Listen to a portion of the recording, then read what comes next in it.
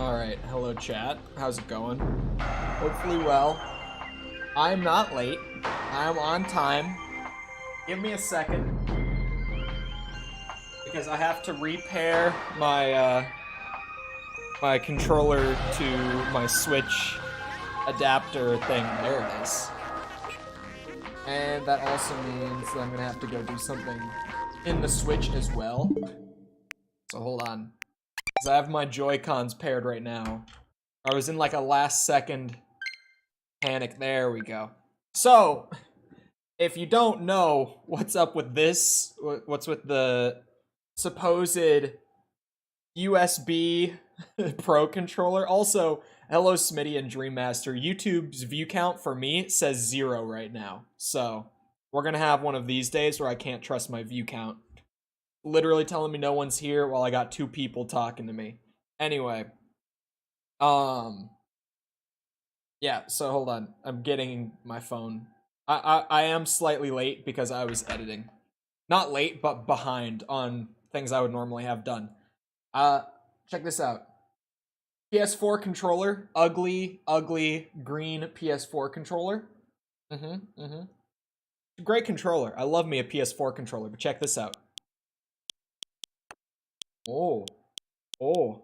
We looked into and bought, thanks to Ryan, a little $20 adapter off of Amazon that lets me sync up any Bluetooth controller to the Switch and use it because the Switch will just think I'm using a Pro controller that's plugged into the USB slot where the little adapter thing is plugged into. So we're tricking the Switch into letting me use my Sony controllers, pretty much, is the shtick here. That's what we got going on. Fooling it, even, into thinking that I'm using a Pro controller, when really I'm using forbidden Sony PlayStation 4 controller. Oh, do I get to see the drip? Yeah! Got me my new drip.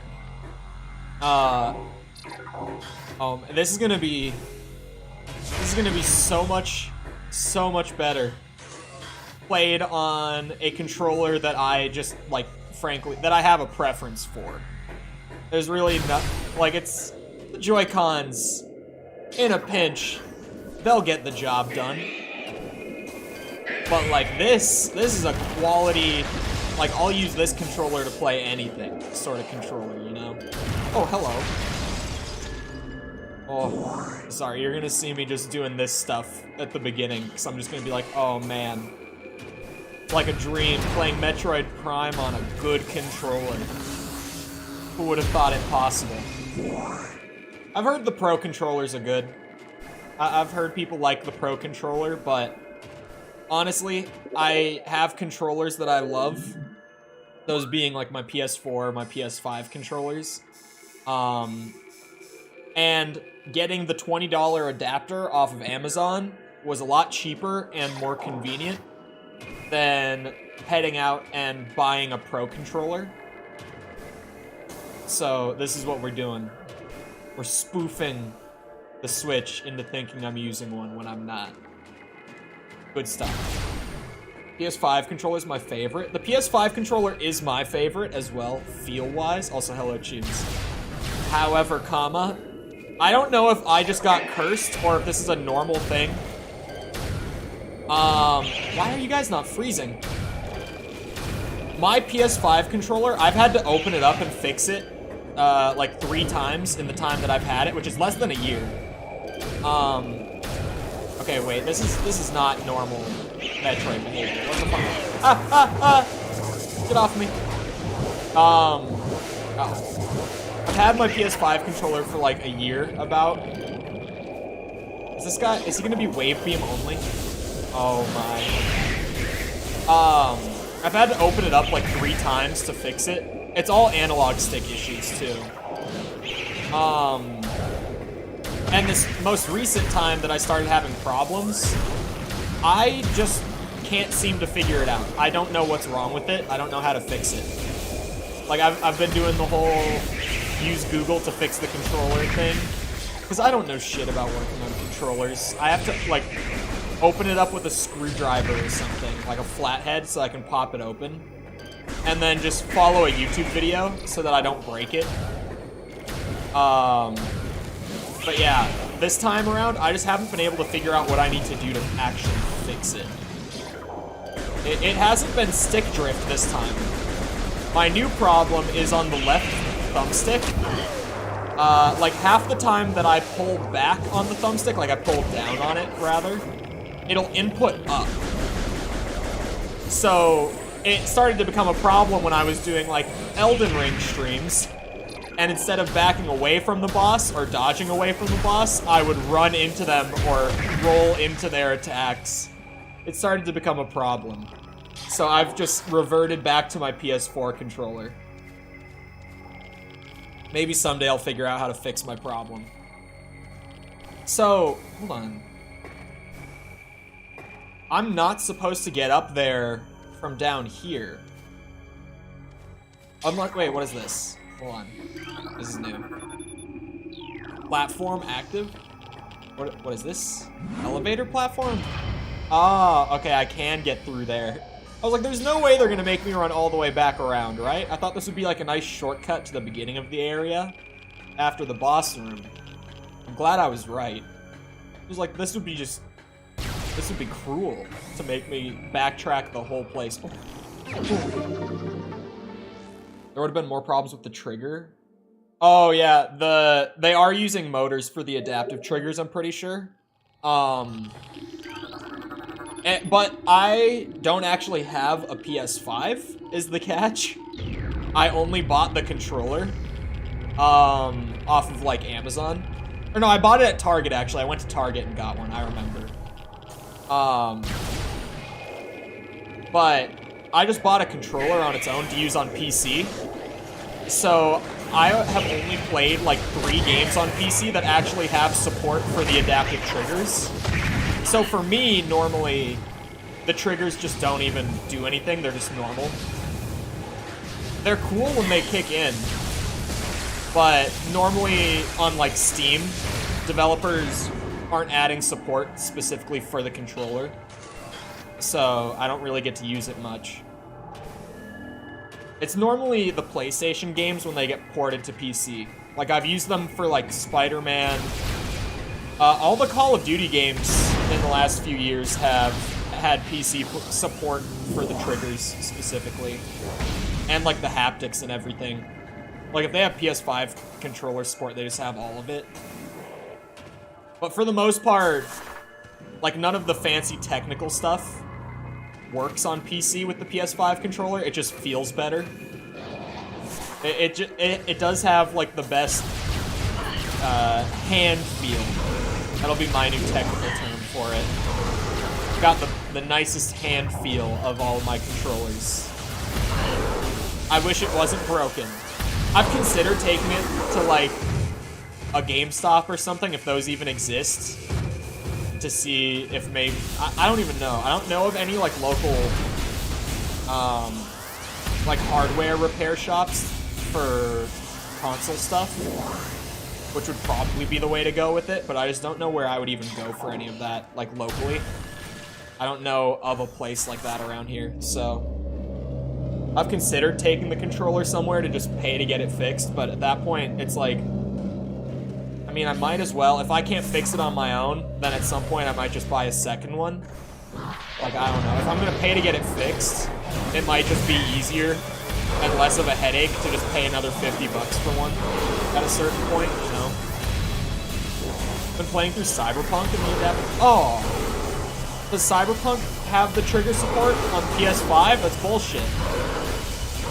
Actually, I don't know if it would on PC, to be fair. I haven't ever played Cyberpunk on a controller, now that I think about it. I was about to be like, I didn't get to play Cyberpunk with the adaptive triggers, but I never played Cyberpunk on a controller, now that I'm thinking about it. Is the PS5, is there like an official PS5 version of Cyberpunk, or is it just that they put the PS4 version on the PS5 sort of thing? Because I don't know if... I would assume they got, like, an official different port by now, right? Okay, there is a PS5 version. I remember hearing early on that they had just put the old-gen versions over for the time being, and I never heard anything, like, after that. So all of a sudden, I was just like, wait a second, is there even a PS5 version yet? We'll just tank all the damage, it's fine. It's fine. We just roly-poly up. Oh man, how am I gonna get back out of this place? At least you guys aren't those OP Metroids. Those guys were ridiculous. Making me use different beams, not just using my freeze and missile them trick. I probably should have scanned them, now that I think about it, for the log. Because those were definitely a new type of Metroid that I just did not scan. I wonder if the gyro feels any better with a PS4 controller. Do I dare try the gyro controls in this game again? Oh no! I shouldn't have gone for it. CD Projekt stopped updating the last gen version. I mean, they were really a lost cause to begin with, if we're being honest. Like, seeing the state they released in, even just the fact that, like, Cyberpunk didn't work on PC when it came out, man. Like, I don't know what they were thinking with putting it on like Xbox One and PS4. That was crazy. I don't know why they ever would have thought that would go well if the game couldn't work on PC. It's really one of those moments. Okay, now I'm too curious. I have to try gyro again and see if maybe it's different with, oh. This is the one thing about using a PlayStation controller on the Switch, is muscle memory is going to take over with, like, the select button and stuff. Oh my god, what am I doing? I can do this. It's fine. The pointer is what I'm looking for. Let's see. I'll let it calibrate. There we go. Oh my, okay, it's so cursed. It's so cursed. This ain't right. The PS4 was not, the PS4 was made, like, the controller has, like, motion stuff in it, but it wasn't made for this. It was made for games like fucking The Order. What was it, 1886, whatever that, I don't remember the year, but, you know, people know the game I'm talking about. To have those quick time events where you can, like, shake the controller around, that's the only reason that this thing has motion controls in it at all. 1886, thank you. That game, I think that game just turned 8 years old, like, yesterday or today. Like, I just saw something about that game on Twitter. I'm turning this off. It's so oversensitive and terrible. Yeah, noted. Do not do that on the PlayStation controller. Oh, I can move around freely again. That game was truly one of the video games. I think that was probably the weakest, like, PS4 exclusive overall. Just when you look at the whole library of exclusive games that they had on the PS4, which was really when Sony, like, stepped it up. Like, The Order kind of stands out as being a weak one. Okay, so there's gonna be a way for me to get down into the Phazon, right? I can see on the map that there's a room directly under me here.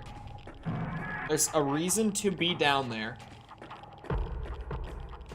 I have a suit that makes it so that I can take no damage from Phazon stuff. Oh wait, no, the room is... Oh, never mind, never mind. I was like, surely I can get down there. No, I was reading the map wrong. Take this. Different beam. Oh, wait a second. Can I powerbomb you? Oh. It took me an extra trip through here to realize. Yeah, that's how I get into that room. I was wondering the other day. That game was really like you hear people joke and say, or not joke, but like exaggerate and call Sony exclusives like interactive movies, right? That game was just an interactive movie. That game was barely a game.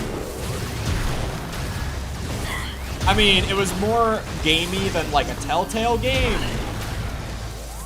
But it really, that was one of those games. It's like, yeah, this is just a movie.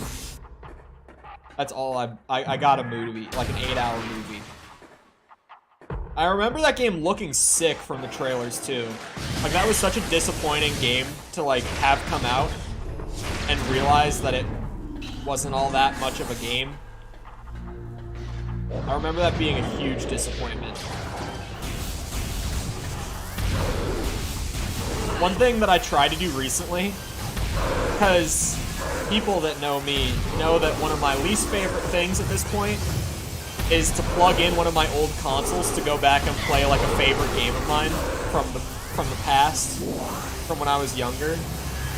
So what I often do is I'll just, because I have a disk drive in my PC because I'm a maniac, I'll take the discs, like the CDs, and just throw them into my disk drive, and I'll play on an emulator off the disc on my computer instead. I recently tried to do that with Infamous, the PS3 game, because I was really in the mood for that. That game is not emulator material yet. Flamethrower? Oh, it's like the Okay, it's the power missile thing for the plasma beam. Hold on. Hold on now. Who's trying to get hit with the flamethrower? Well, I can't use it on you. Alright, well. I'm gonna have to go to an area where the guys aren't specifically like, oh, you have to use this color beam. Because now I need to test my flamethrower. You can't just give me that and think I'm not gonna immediately test it. I also... I need to go back. Oh wait, I think I could use it on these guys. Are these guys wave beam? Oh no, they're getting set on fire. Oh my god, it's... For a second I thought it was just gonna be called a flamethrower, but be something different. No, that's actually a flamethrower. Resistance for aim trigger changes depending on the gun. Yeah, that's the kind of stuff where, like, I wish that more games on PC had support for the controller. Because I hear about that stuff and I'm like, that would be sick. Like, that would be really cool. I'm kind of just waiting for them to give us a release date on, what's it called, Phantom Liberty. I never streamed Cyberpunk back when it came out because I was doing... Or I was niched down at the time that it came out. So I did like one stream on release night, but other than that I just played it on my own back when it came out. And I actually liked the game. Like, I'm one of the people who... I didn't love the game. But when people are like, oh, Cyberpunk was so dog shit, I'm like, okay, well, hold on now. Let's slow down a little bit, okay? Let's look at this rationally here. Because I played like a good 40 hours of Cyberpunk when it came out, and I really enjoyed it. It was super, like, you know, it wasn't what it was marketed to be. It had some jank to it, but I had a lot of fun with it. So I want to do a 100% run of it this year, because I never did that either. I just kind of played it casually when it came out. I want to do a 100% of that game, like, before the DLC comes out. Hopefully the second half of this year isn't so packed with releases so that I can squeeze in stuff like that. Because, goddamn, the early part of this year, as soon as Dead Space Remake hit, I have not had a day to stream older games since. But hello, Hermura, how's it going? It's definitely one of my favorite games at the moment. It was really fun. And, obviously, I'm on PC, so I can also, like, with the lasting bugs that are still there, I can just patch them with, like, fan mods and stuff. I can just generally get, like, quality of life mods thrown in. Like, I don't want to change things too much from vanilla, but I would, like, some quality of life mods that I've seen out there are just nice. Like, there's one, you know how when you dismantle an item and you have to hold down the button? I know that there's a mod out there that literally all it does is it just makes it so that you can just tap the button to dismantle gear. Like, that's the whole mod. But just little things like that I'm like, yeah, I'll throw that in. It'll make my time with the game more enjoyable, even if it's just by a tiny bit. Oh, I gotta go back down. Oh, I gotta go all the way down. What is PES? I don't know what PES is.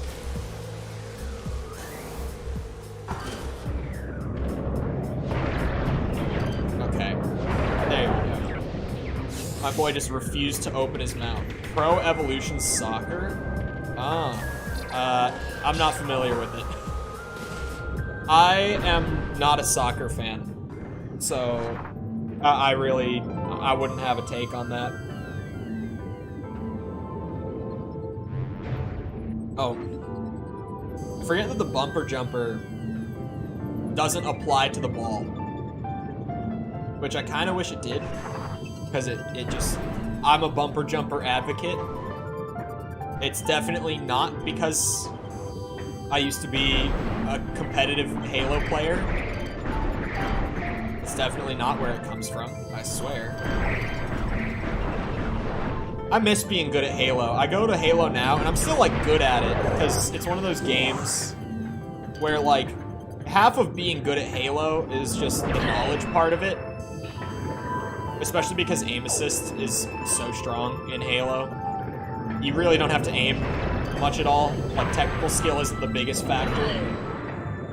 But, I'm just being really good at Halo. I used to whoop ass at Halo, man. Screaming about how it's called football. And anyone screaming about how it's called football. What? Okay. What's that about now? Remember when Dante said, "I'm the devil may cry"? That's my favorite part of DMC2. Is when Dante says, it's devil crying time. I hate that meme so much, and yet I feed it. Like, I hate it, but at the same time, I can't help but make the jokes along with everyone else. That meme will be the death.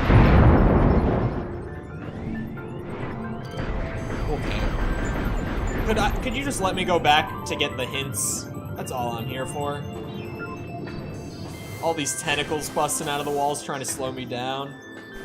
Don't like Super Metroid? I have only ever played the NES one and this one. So I don't even have an opinion on Super Metroid yet. I'll play it someday. I have information. I saw right as I was starting stream, my brain went on autopilot and I opened my Twitter app on my phone and I saw, I don't think I want to turn it off, but now I'm curious. So Jacob let me know on Twitter that apparently, oh, there it is, I see it. Oh, and now I've gotten here. You can literally turn off the helmet in first person. Oh, that's just the, okay, wait. Where's the visor? Oh, HUD opacity, that'll be it. I can turn this to 0 and it will turn off the HUD completely. Except for the reticle. Whoa. Well, if I ever were to do one of those giant videos,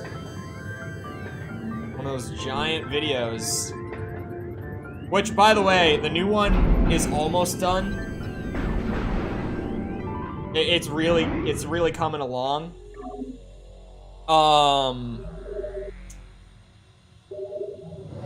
Members know what game it is, because I put out the trailer early for them. It's probably only got a handful more days in the oven. I'm gonna turn the visor back on. I'm just messing around with having it turned off. Can I turn the reticle off as well? Do you know about that, Jacob? Is that a thing that I can do? But yeah, if I ever were to do like a hour-long video essay on Metroid Prime, this wouldn't be the worst way to record my footage. All I'm saying, having a good bit of B-roll with like the HUD turned off for this game would not be the worst thing to do. Alright, hold on. Last test. Can I turn off the reticle? Because, I don't know if you know, Nintendo, the reticle is part of the HUD.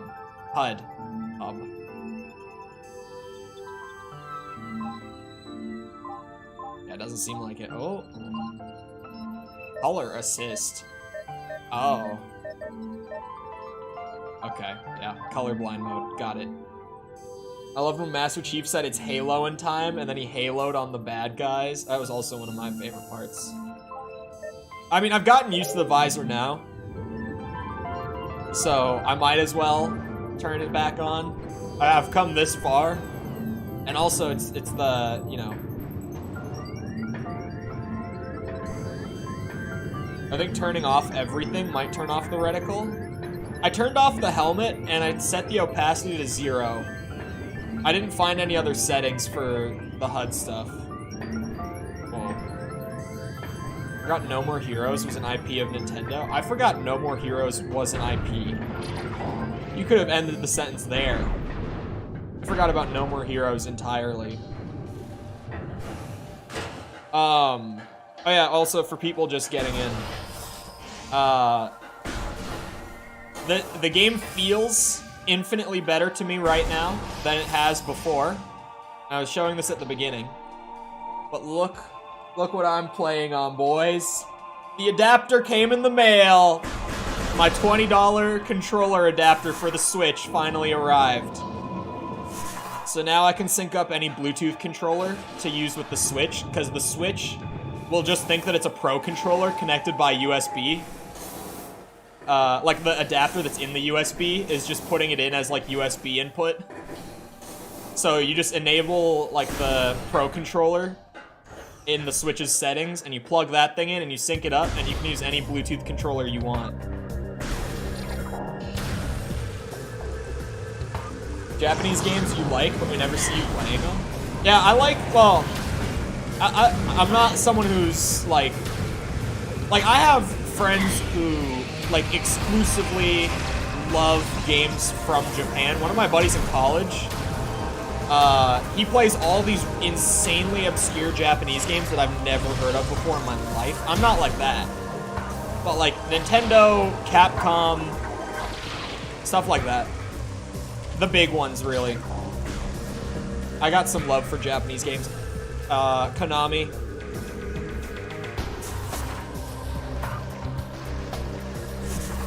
Hashtag fuck Konami, but Konami.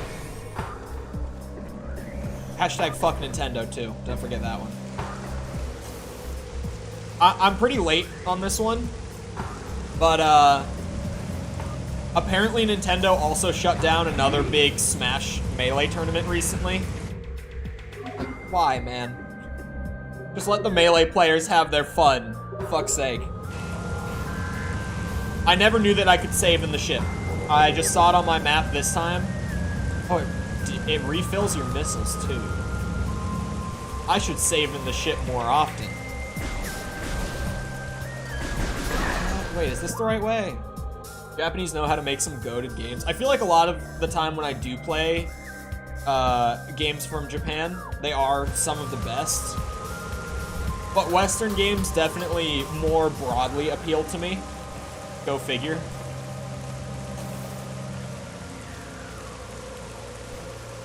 Castlevania and Metal Gear. Those are the ones that I'm talking about when I'm like, yeah, I like Konami games. I'm still not over the fact that for this game... Hold on, I need to get away from the fog. They actually went to the lengths of simulating the rain running off the barrel of the blaster properly. Where if you look up, it comes towards you, and if you look down, it runs off the top. And if you're level, it'll just kind of like run down the sides. They had no reason to do that, but they did that. Like, that's not even a detail I noticed until someone on Twitter pointed it out to me. Like, they had no reason. It's such a small effect that even I didn't see it. And I'm the guy who's a nitpicky bitch and calls out every tiny mistake or cool thing that normal people would just not pay any attention to. And I didn't even catch that until someone on Twitter pointed it out. I once again, in the new video essay, have like a 5-minute tangent talking about lighting techniques and different fog effects, so... brace yourselves if you're gonna be watching that video. Some people like it. I know that some people, when they watched the Callisto video, they were like, no, it is, like, as much as we give you shit for stuff like that, it is actually kind of interesting. But if you're someone whose brain kind of, like, turns off because you don't understand, just prepare. Like, I do have a new 5-minute segment talking about lighting and fog effects. Alright, I need hints. A molten lake lies within the tunnels of Magmore. Shatter the column at the lake's center to reveal the artifact of nature? What the fuck? What? Konami also killed my favorite horror game series, Silent Hill. Yeah. Yep. I think, what was the new one called? Was it Silent Hill F? Is that what they, like, the code name for it? That's not gonna be the name of the game. I have already said, as much as, like, Silent Hill 2 is my favorite. It's one of my favorite games of all time. I don't expect the Silent Hill 2 remake to be very good. Mostly because it's Bloober Team, and I don't have much faith in Bloober to pull it off. In all honesty. But, like, Silent Hill F being completely original, that trailer looked really bizarre. Which I think, if I watch a Silent Hill trailer and my takeaway is, that was fucking weird, I think that's a good takeaway for me to have. That's a very Silent Hill kind of takeaway for me to have. let me just say, spamming the power beam on this trigger rather than on this trigger, it's a big improvement. That little clicky bullshit compared to like this smooth, soft press trigger, it's night and day.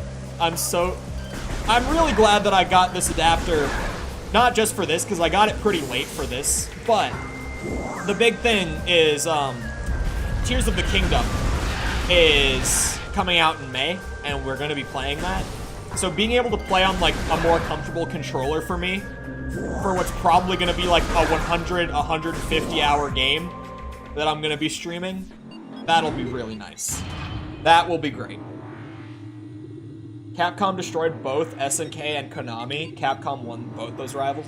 Capcom, for me, solos, and I know they have like Mega Man too, right?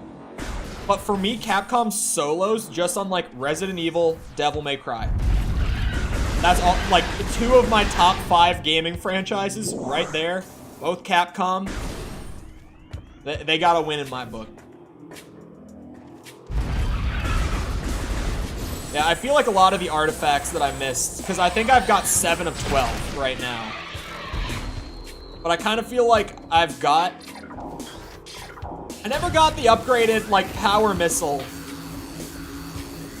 Whoa, hiccups, sorry.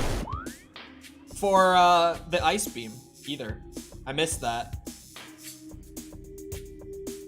Resident Evil 2 turned 25 years? Wait, is that, like, today or something? I feel like I would have heard this. Like, I know that it's gonna be 25 this year, but what's the release date for Resi 2? Also, can we talk about, like, last month, the RE2 remake turned 4. It turned 4.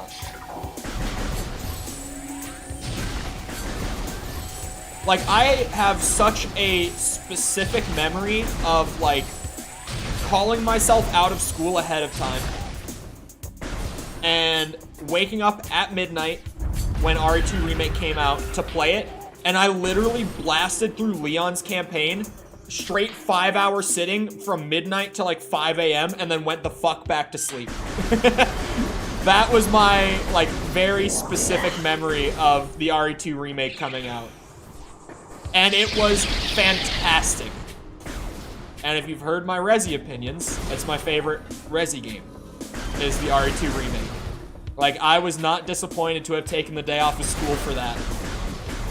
I played 10 hours of that on day 1. I got through both Leon and Claire's campaign on day 1 entirely, and I don't regret it at all. Being directed by... Yeah, I remember their director having, like, good previous horror works. I haven't seen or read their stuff, but I remember people talking about, like, this being someone who actually has shown themselves to, like, really understand how to make good horror media, which is exciting. But yeah, I got the, what's it called? The flamethrower, Jacob. I tried it a little bit. It's a bit of a missile drain, so unless it's on, like, a really big enemy, I can't really justify using it, but it's literally just a flamethrower, so yeah, it's a flamethrower. You can't not like it. I thought it was gonna be different and just, like, named a flamethrower. I was like, oh, okay, flamethrower, what's it gonna do? And then it was actually just a flamethrower. I was like, oh, it's beautiful. I love it. Plasma's definitely my favorite beam. I think, honestly, too, it's not even just because it's good. The effects in the remaster look beautiful. Like, just its particles and everything. This thing is satisfying as fuck. Still gotta use a missile on those things. Oh, God. I've never played Shadow of the Colossus. Brace yourselves. Incoming. I've spoken treason. It's one of those games that's, like, way back on my backlog. you know, my backlog that's not that big. I only have like 300 games on my Steam wish list. I'll get through it. You know, we'll get through all those games eventually.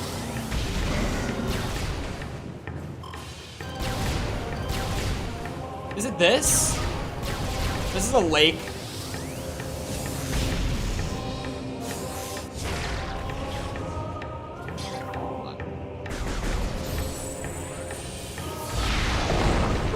Oh my fucking god.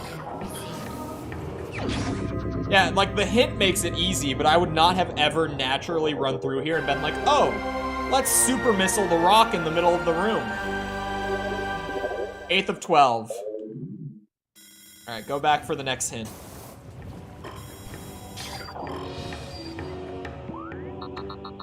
Why is it telling me to return my artifacts? I was just there. Last artifact. Why is it only now like, bring your artifacts back, why don't you? Also, because I haven't said it at all today, remember if you're enjoying the stream to leave a like on it because the algorithm exists. And it helps out with discoverability and stuff a lot more than people tend to think.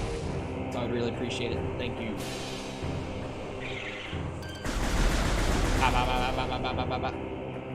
Chrono Trigger, Super Metroid, and Final Fantasy VI. I have not played any of those 3.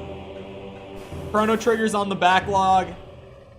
The entire Final Fantasy franchise is on the backlog. I have played the NES original Final Fantasy, like, to completion. I've completed the entire first game. And I played, like, 2 hours of 7. And amazingly, last night, while I just had a video on in the background, it was a BioShock video. Like a video essay that I just had in the background while I was working. I heard the guy say that at this point, like in the modern day, everyone unfortunately knows the plot twist of BioShock 1, like even if they haven't played it. And he's like, it really sucks because it's up there with like plot twists in gaming that everyone knows. Like what happens to Aerith in Final Fantasy VII. And I was just like, what? What happens to Aerith? I don't know that. How do I not know that? I was like, am I supposed to know that? I don't know what he means by that.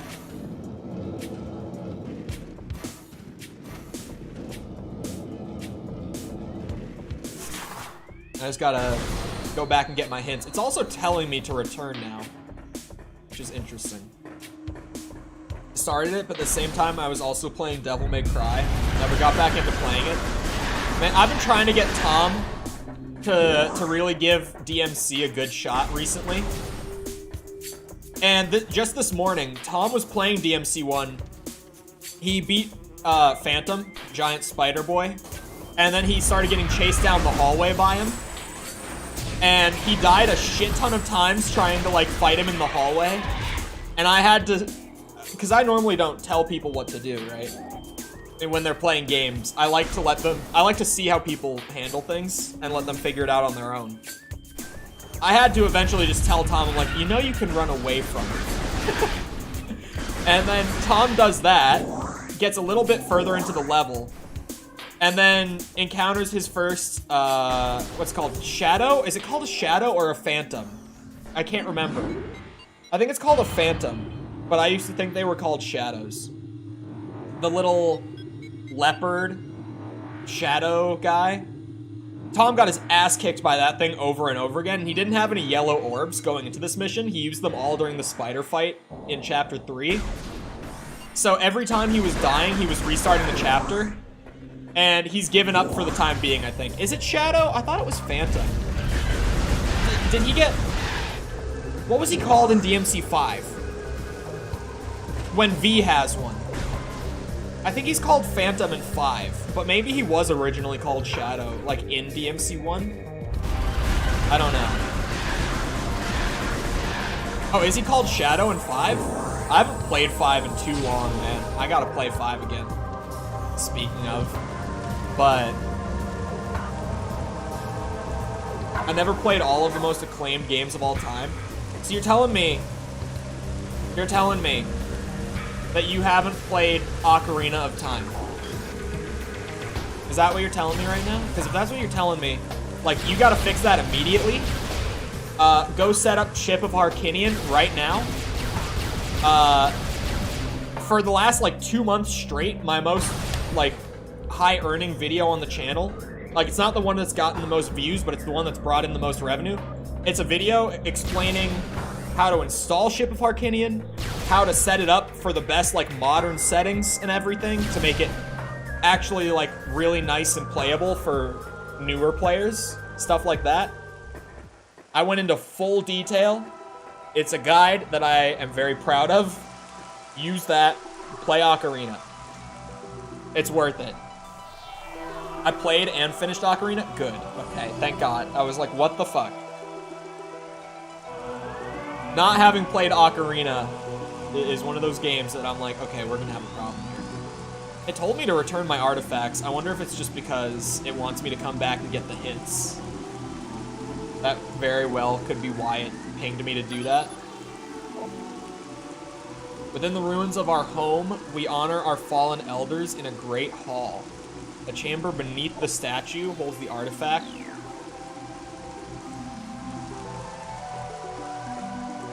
I'm pretty sure I know. Well, that could be 2 places. It said in our home, so I think it's gonna be like the room with the big statue guy.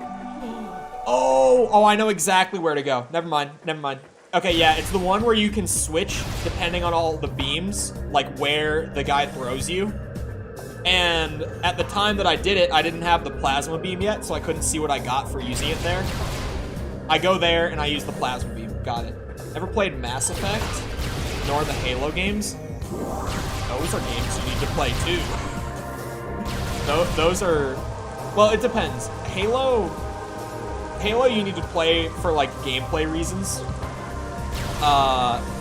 Mass Effect, if you're like a big storytelling, like if you like world building in a story, Mass Effect is amazing. Like if you really dig into Mass Effect, like read the codex and get like all the background lore and like talk to everyone and all that, the amount of world building in the Mass Effect trilogy and the payoff that you get throughout the trilogy for all that world building that's set up like early on, so good. Don't play Andromeda, but play the trilogy. Andromeda you could play. There's not really a reason to though, outside of like, if you're like me and you get enjoyment from bad games, then maybe play it, but for the average person, I'm like, yeah, just don't bother. I wish Burnout 3 got a remaster, easily the best racing game. I've never been a huge racing game guy, but Burnout 3 is a good one. Most Wanted is also, I played that as a kid. I loved Need for Speed Most Wanted.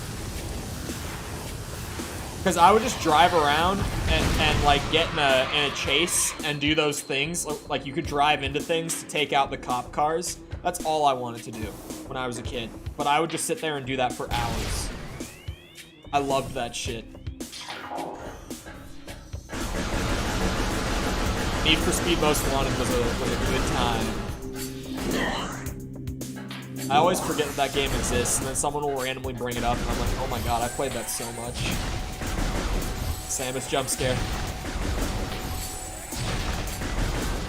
So what? I've got 9 of 12 artifacts right now. I'm going to get number 10.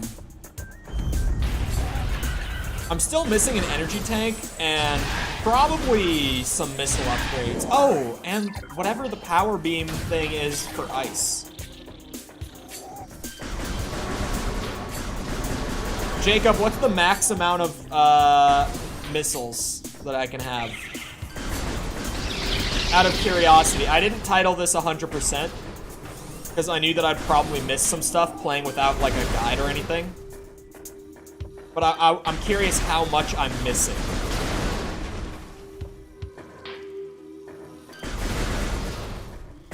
Need for Speed Underground 1 and 2 also need remasters. I think I played Underground. Don't know why some don't play video games anymore. It's such a weird thing. Okay. This isn't everyone.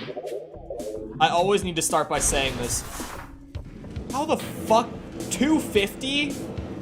So you're telling me that I've found less than half of the missile tanks in the entire game? The max is actually 250? Oh. You can bounce around in there. There's some weird side effects. I have found, for the most part, at least with like people who I know personally, the people that I know who say there aren't any good games anymore are people who get really into multiplayer gaming, like competitive multiplayer gaming. And they'll main a game or two for like a few years. And then once they get bored of that game, they just like can't find anything that they enjoy outside of that. Like I've had some like good friends of mine from high school and stuff be like, man, I just don't think I like gaming anymore. And in the case of one of them, I started just recommending him like a bunch of single player games.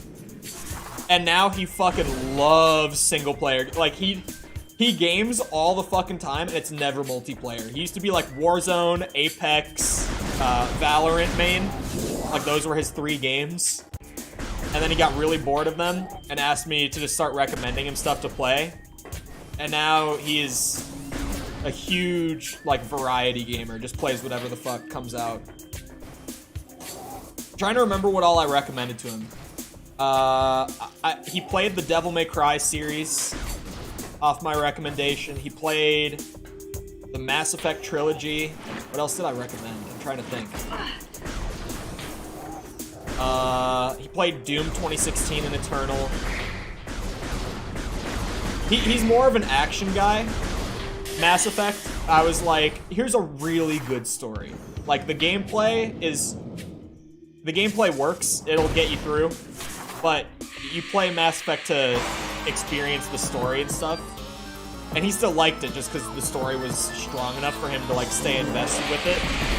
But normally he's very action heavy. So like I recommended him like DMC, Doom. I'm trying to remember what else. I know there's more. Whoa. Oh, Gears. Because he had Game Pass and he had his Xbox One still. So I told him to play through the Gears games because they're all on Game Pass, of course. And he loved those, playing those for the first time. And like, he had, okay, this was really interesting though. I know that this music is loud. Like this specific song is mixed really loudly. So I'm trying to speak very loudly so you can hear me. He had a really interesting reaction to playing through the Gears games for the first time. Mainly just because Gears 2 was not his favorite. It was like his 3rd favorite. Which I thought was fucking crazy. He was like, yeah, Gears 2 was one of the better ones.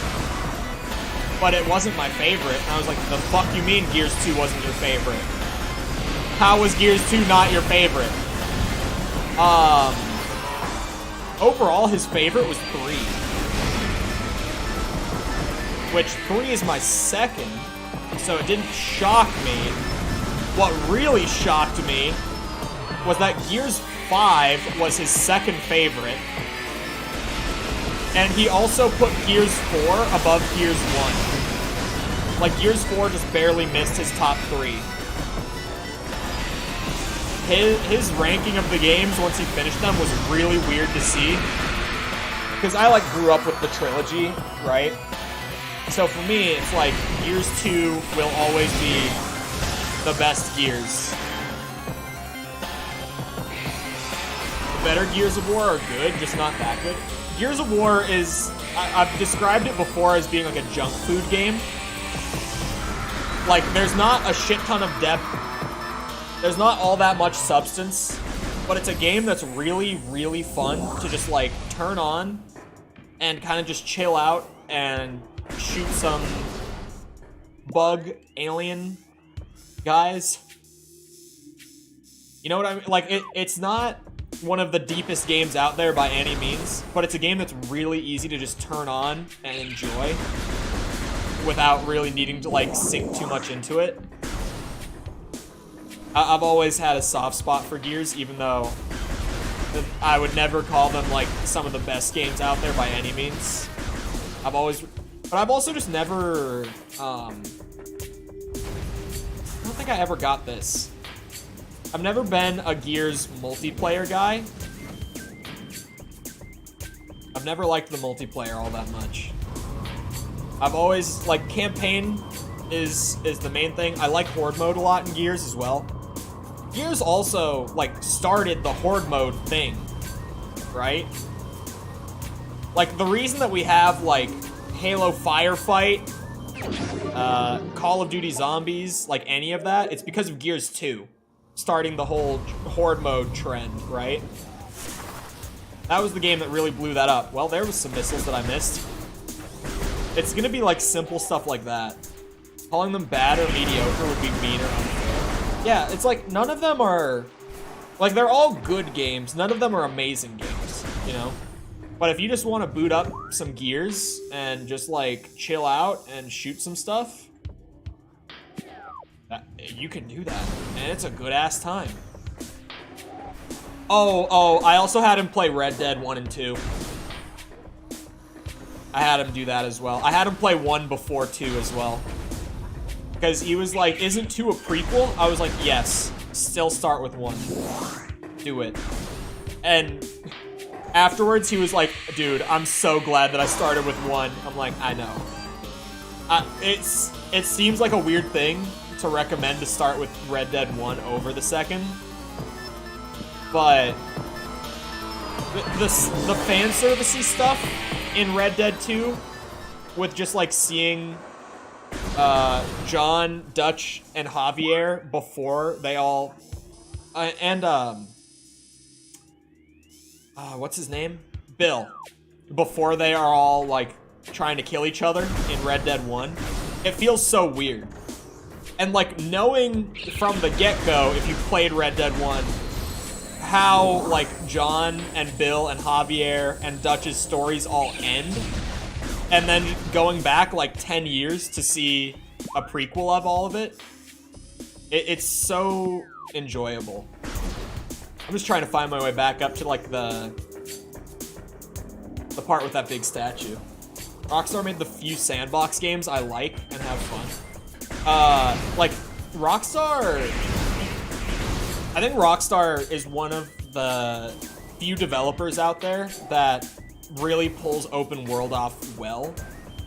Because generally, I hear open world nowadays, and it's a red flag to me. Am I the only one? I can't be the only one. When I hear open world, my defenses go up, and I'm like, uh-oh. Not again. Because now I just hear open world, and I think it's going to be like Far Cry, like Assassin's Creed, but not like good Assassin's Creed. Like Assassin's Creed Odyssey type open world, Valhalla type open world, where it's just like huge and empty and super bloated with this giant checklist of things to do. Like, that's, when I hear open world, that's immediately where my brain goes nowadays. And it's unfortunate. But Rockstar is one of the few devs that, like, actually pulls off open world well. Nintendo did a good job with Breath of the Wild. I got my hot take where I wouldn't say they did a great job, but they did a good job. I think Breath of the Wild's open world still has a lot of room for improvement, which is part of why I'm excited for Tears of the Kingdom. Because just getting what's pretty much going to be like Breath of the Wild, but improved on, like expanded on, I'm really excited to see that. Garbage take? I think Breath of the Wild is a really fun game. I think its open world could have done a lot better. Could have been done a lot better. And I'm really looking to see how Tears of the Kingdom makes up for it.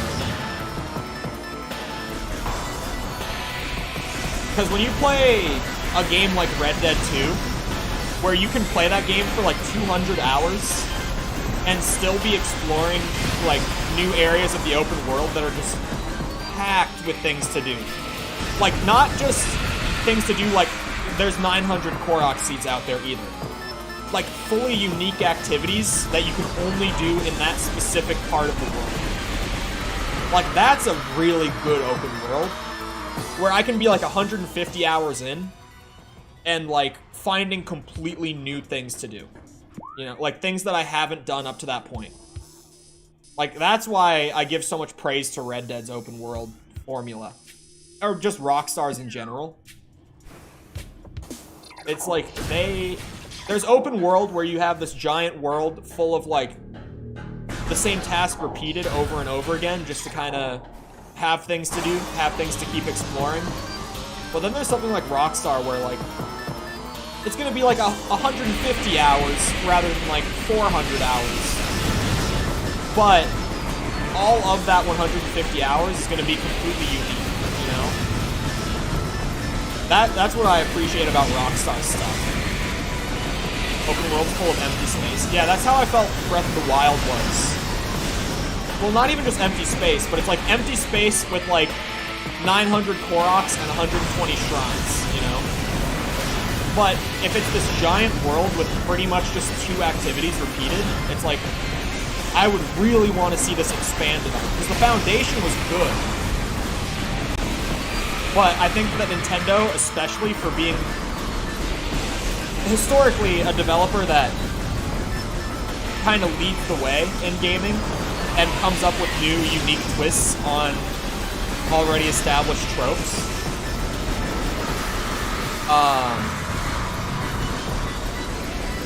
it was weird to see Nintendo kind of imitate, like, the Ubisoft-style open world in Breath of the Wild. To me. Especially, I think it's also because I just heard so much about how revolutionary Breath of the Wild's open world was. And then I played it, and I was like, it's a good open world, I enjoy my time in it, but I don't think it's, like, that substantially better than the average open world. I had a really weird thing when I started playing that game. I was just like, I don't really know what people are talking about, if I'm being honest.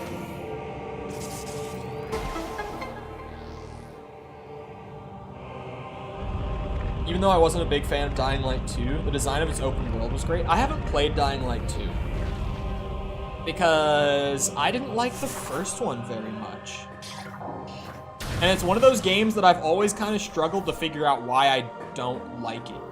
Because I've tried so many times, too. I've started the first Dying Light like 5 or 6 times over the years. And I've never even finished it. I just always get bored, like, between 5 to 10 hours in. I'll play it for a bit, and I'll have fun, like, at the beginning. But I'll get bored of Dying Light and just kind of, like, drift off to other games really quickly every time. And it's really weird, because like I said, I don't know what I don't like about it. It's just never clicked with me. Like, I can't even point to anything specific with Dying Light and be like, this is why I don't like it. Played it 7 years after it came out. It's not going to be anything revolutionary. No, but what I'm saying is, like, the style of open world that Breath of the Wild imitates, I mean, when did Assassin's Creed 3 come out? Was that like 2010? 2011? I think 2011 is right. Maybe it's 2012, actually. I know Far Cry 3 is 2012. But, like, what I'm saying is, like, as far back as, like, 2012, you can find that sort of open world style being done. Like, Breath of the Wild, despite everything that I heard, seemed to just be imitating, like, the open world style that I had seen for years. And I was really confused after playing it. I've never gone up there. How do I get up there? I couldn't really tell you why I liked it. It just kind of is. Yeah, I don't know why I didn't get into it. I have no idea. How the fuck do I get up there? I even have, like, all the movement abilities and stuff in the game, I think. As far as I know. There's a missile tank up there, waiting for me. I just don't know how the fuck to attach to the track there. Fun. I doubt it's gonna be X-ray, right?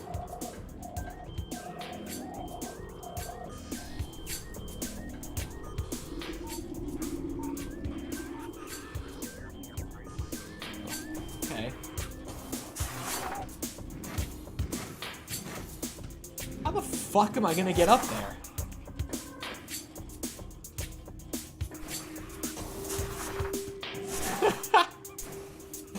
Triple ball jump? Oh god.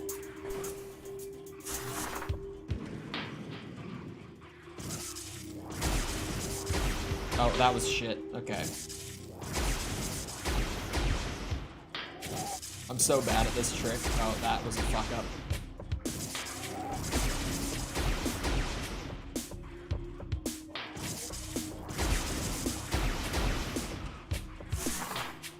That's definitely not. Oh wait, maybe if I just held the trigger while I did it.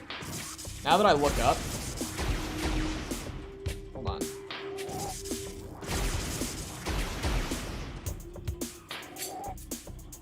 I can jump the first one? Oh wait.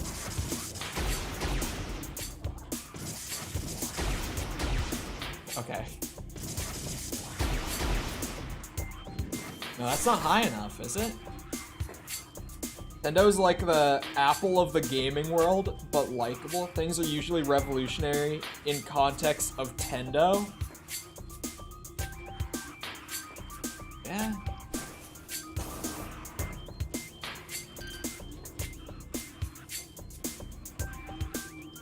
Try improving your platforming skills. I'm working on it. I'm working on it. It's not a jump.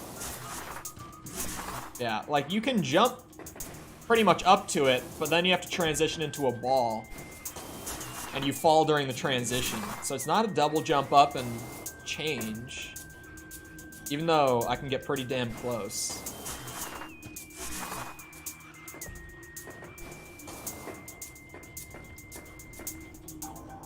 This is a really weird one, actually. Like, I actually just have no fucking clue. It almost seems like this could work. Did you peek? I did not peek. I know that the art book leaked for Tears of the Kingdom. And I've heard that there are some pretty significant leaks for the game that came out of that. I don't know what the leaks entail, like whether they're gameplay or story-based or whatever it might be. I pretty much heard about it and immediately muted Tears of the Kingdom on Twitter. Like, the full title, the abbreviation, I just went ahead, as soon as I found out that the art book had leaked, I muted the Tears of the Kingdom keywords on Twitter so that I would not get shown any of it. I recently had to mute all the Atomic Heart keywords as well, because people are boycotting that game because it's a Russian developer. Which, by the way, yesterday we did like a fact check where I quickly Googled the studio and they had we found out that they were based in Cyprus. I did a second deeper fact check last night, and they were Russian based, which I thought they were. It was super weird to me when I found out they weren't. The majority of developers on the team are Russian, but they relocated to Cyprus earlier this year, and they have been completely trying to like erase their Russian origins from their public image. So people have been going around just starting to like spoil Atomic Heart as of the last 24 hours because of the boycott. So I had to mute that stuff on Twitter as well. But apparently, okay, speaking of Atomic Heart, I have to just stop and rant for this one. Or not rant, but explain. Because this is amazing, right? Hear me out. Hear me out. Listen. Atomic Heart early reviews are in because it comes out tonight. I'll be streaming it tomorrow. But it comes out tonight. Early reviews have come out as of this morning. Some outlets are giving it perfect 10 out of 10, 100 out of 100. A lot of outlets are giving it about like a 7 to an 8 out of 10, 70 to 80 out of 100. Some outlets are giving it 2s and 4s, 20s or 40s. It is a super, super polarizing game. It seems to be an either you absolutely love it or you absolutely fucking hate it. And I don't know if I'm gonna love it or hate it. But I love when a game like this comes out that is this polarizing and has people like screaming at each other over Twitter about whether or not the game is good. I love that sort of thing. It's so fun to watch for me. And it seems like this game is gonna offer a good batch of that shit. So I'm ready. I'm ready to play it and see where I stand, and then just watch the world burn on Twitter. Maybe I liked the first Dying Light because it was a zombie game. Yeah. Just zombie games are fun. I wouldn't say there's anything community members hadn't already figured out from watching trailers. I had heard it was a pretty significant leak. So I just went ahead and muted it. I wasn't sure if that was like a story or a gameplay-based thing. I just instantly went ahead and muted. Because I did not want to get hit with the spoilers. Most unfunny movie I ever saw? Hangover Part 3? Maybe? I like the first Hangover. I don't love it. I recognize that it's terrible. It's not a good movie. I like the first Hangover, though. Like, it has its moments. I like it. It's funny. To me. Maybe it tries a little hard. But I like the first Hangover. After that, I don't like them.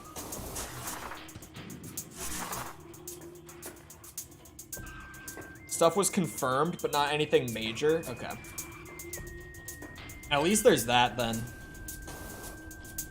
Because you could definitely see how, like, the official art book leaking could be a problem, like, story-wise, right? Because they could have, like, concept art of certain set pieces or moments or something like that. That could get really bad. Really fast. What the fuck? There's nothing, like, off to the side. Because I'm definitely supposed to latch onto the track there, right? And then climb my way up.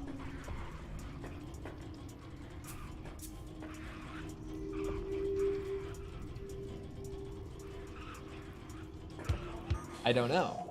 There's not... There's a room beneath here.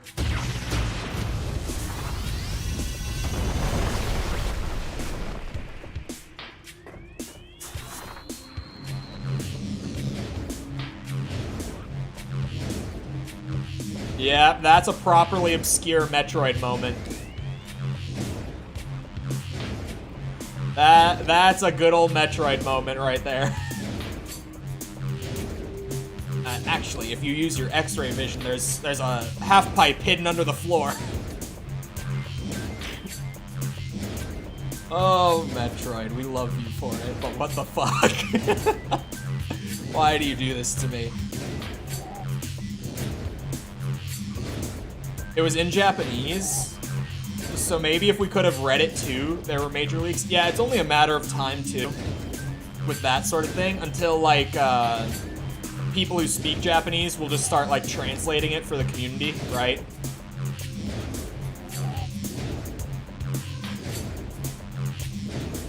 How am I so bad at timing the boosts? How am I this far and I still can't do the half pipes right?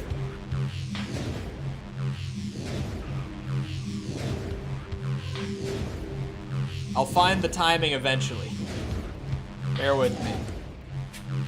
Oh my god.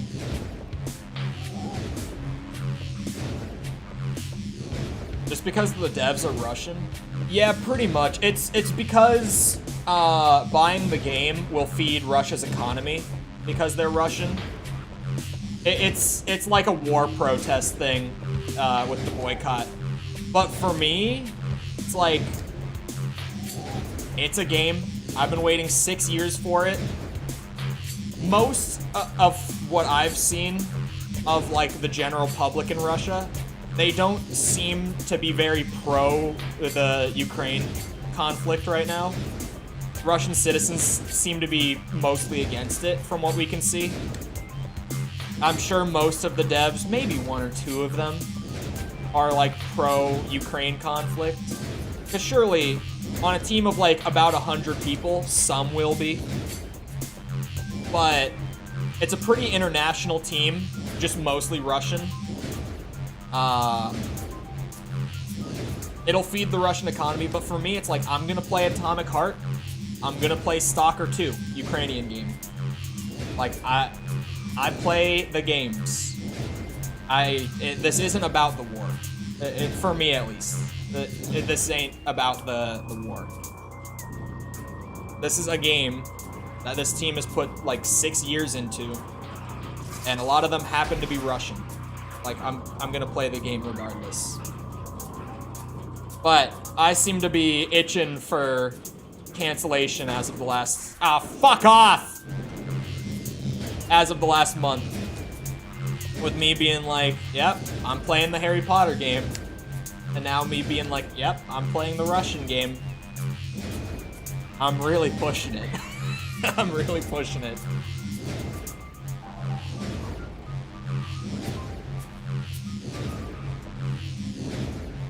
I don't think there's anything saving it at the moment. No, Cheems. This one game is gonna save the economy. Don't you see? Don't you see?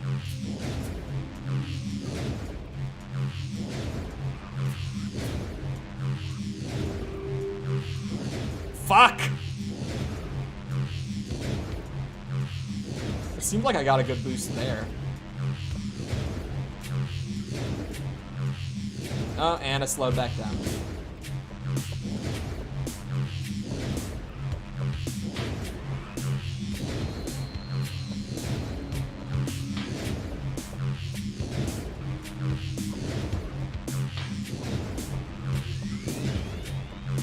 Oh! I found the spot. I thought. Fuck! I thought I was gonna go all the way on that one.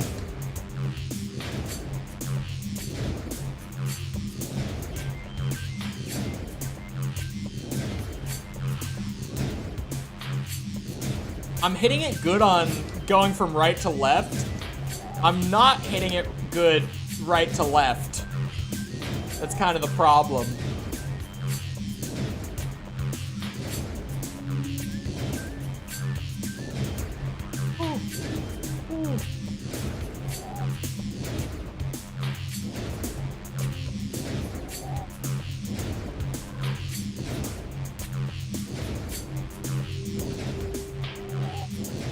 Release at the apex of every drop.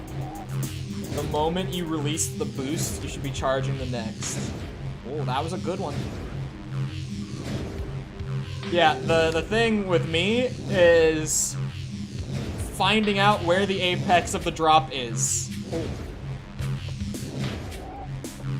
Damn, I probably could have latched on that last one. I just didn't think I would go that high.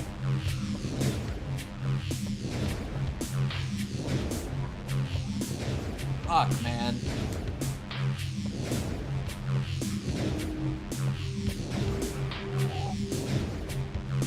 Yep, I'm good at this. Don't worry. I'm a Metroid Prime professional, okay? The half pipes, I'm perfectly good at these. I am a skilled professional gamer, for the record. Fuck.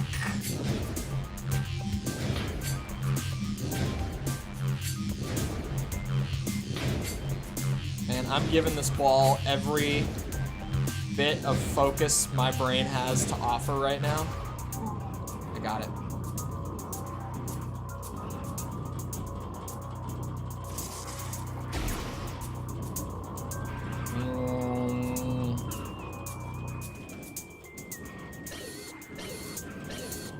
Oh, fuck off. They just don't let you come out of ball form for this.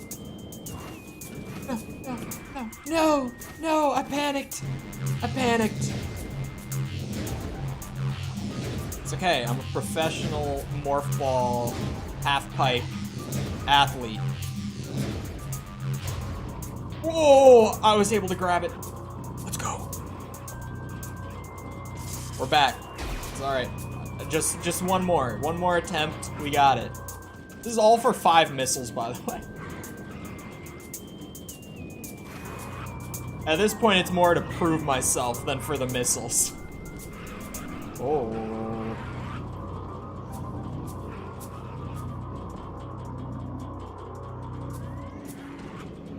Ooh.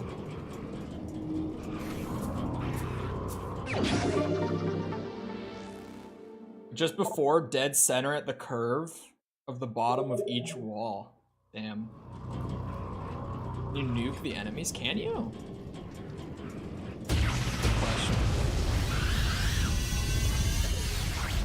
Of course not. Why would you be able to do that? That would be ridiculous. Of course not. What do you think? This is a game for casuals? God damn it. I would have saved some time had I thought of that before.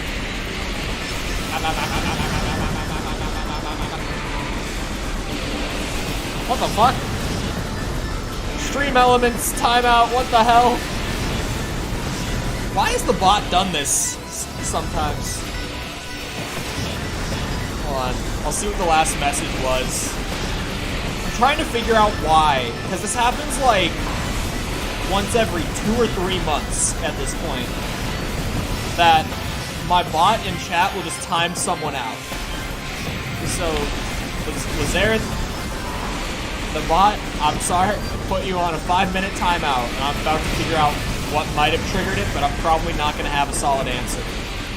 Because so far, I have not been able to find any sort of pattern in what causes it to kick in and do that. It just kind of happens sometimes. This is what happens when you write your own code into a chatbot. It's not like I have a degree or anything. Why would I be able to actually do that? That would be ridiculous.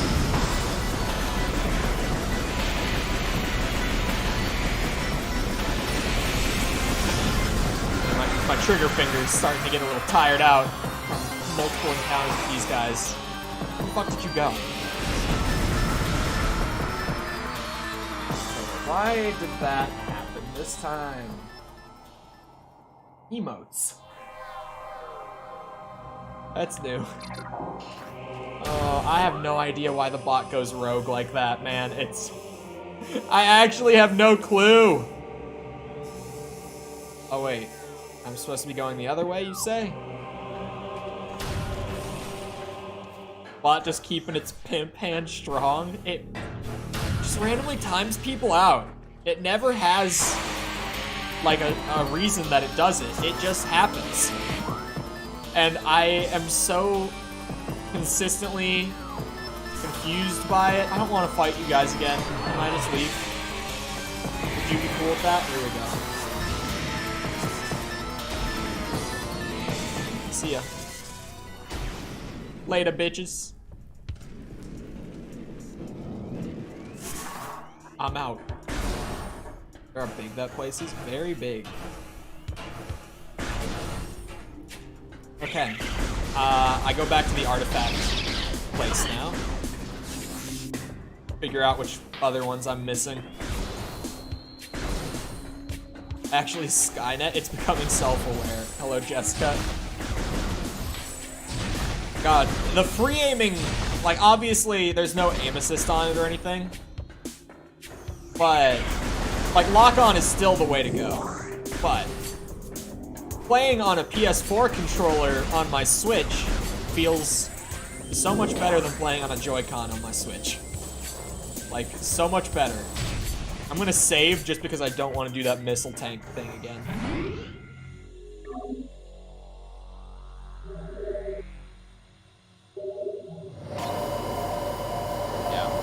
I don't know why the bot does that at random. Only 1 minute left on it, though. Thankfully, it only times out for 5 minutes. At least there's that. When this does randomly happen, like 5 minutes, it could be worse. It could be 10 minutes. It could be a ban. At least, well, a ban I would be able to instantly reverse it. So actually, a ban would be preferable. The bot randomly banning people would be better. So at least then I can fix it right away. Because YouTube somehow does not have the functionality yet to undo timeouts. No, I'm not joking. That's a real fact. There's no command on YouTube to undo a timeout. As soon as someone gets timed out, you just gotta let the timeout run its length. Because, yeah, you can't undo that shit. Okay, that's the main plaza, so I am headed the right way. There is subtle aim assist. Are you sure? You sure about that? Maybe these guys don't get it? I can't lock onto those guys, to be fair, so maybe they don't. Oh, they all blow up on... Oh, God, I can't test on that either. I don't know. I don't know if there is. Unless maybe, for some reason, it got removed in the, like, twin stick control scheme. Because there's just weird oddities in general with the twin stick control scheme, but... Yeah, I'm not feeling any sort of, like, slowdown or anything when I fly over enemies like that. But the acceleration will... Oh, yeah, there's a bomb here. The acceleration kicks in really fast in this game. So... Is there actually a way to turn off acceleration? Or at least reduce... am I lost? I think I might be lost. Yeah, I'm lost.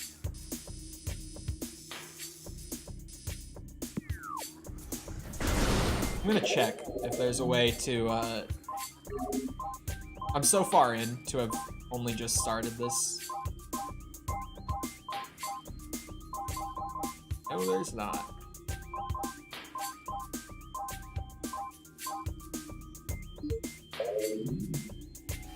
Spinny bats is where I normally catch it. I'm not catching it, to be honest. Are you playing on Twin Stick through the remaster, Jacob? Oh, there's aim assist with the beam traveling. Like, the beam has like a soft lock on, if that's what you're talking about. I was thinking like traditional aim assist when you were saying that.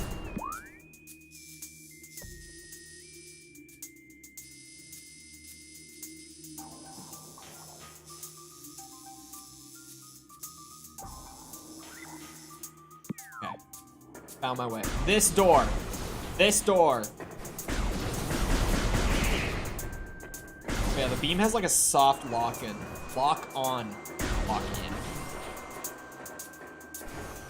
Oh, fuck these guys. No. No. Not again. Let me out. Yeah, I want to go that way.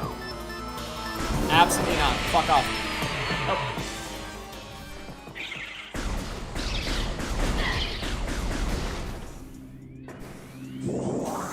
We just run by the ghosts. Absolutely fucking not. Oh, I thought the room dimmed because they were gonna spawn more of them.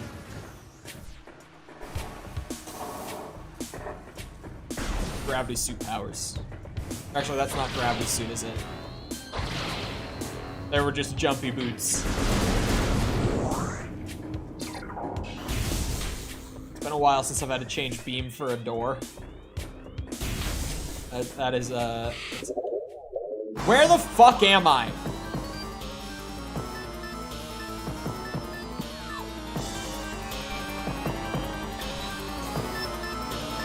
No, let me leave.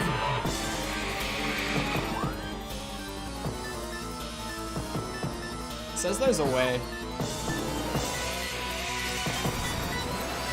Oh.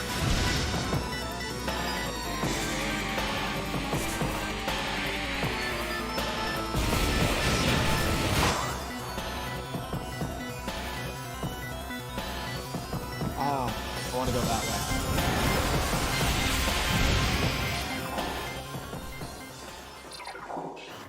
The beam has like a soft, yeah, that's what, like I've picked up on that. I just haven't consciously realized it, but I've definitely picked up on it. Now that you're pointing it out. Yeah, I mean aim assist like a traditional, like it'll slow down when you're hovering over enemies. Like it'll turn off the acceleration and stuff like that. The acceleration does kick in really fast in this game. And it stays on too. Yep. I don't fuck with you guys either. At least not when I have full missiles. You're great for missile refills, but other than that.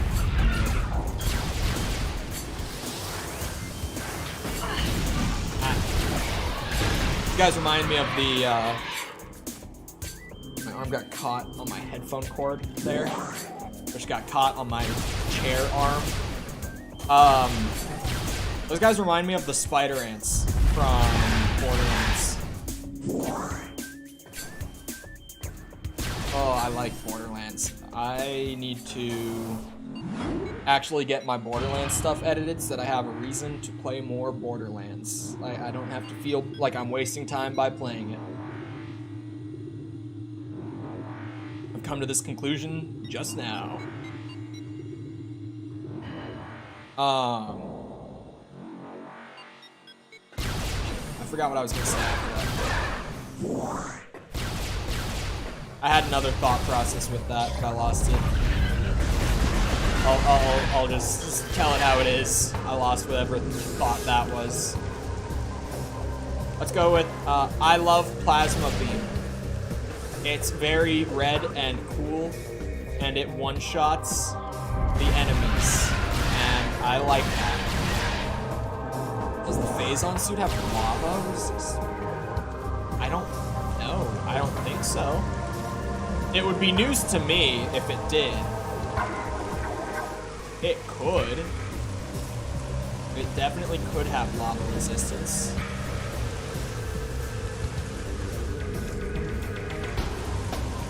Where the fuck am I? Come on. Took a turn a little early.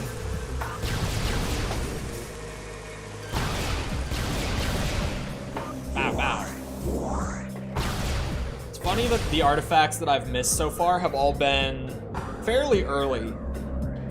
I haven't had any in Phendrana or Phazon mines that I missed. It's been like Chozo Ruins has been where I've missed all my artifacts. Scan visor. Oh, I gotta step into the thing anyway. I have 10 of them.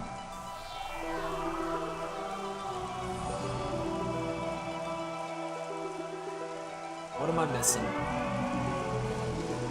These two behind me?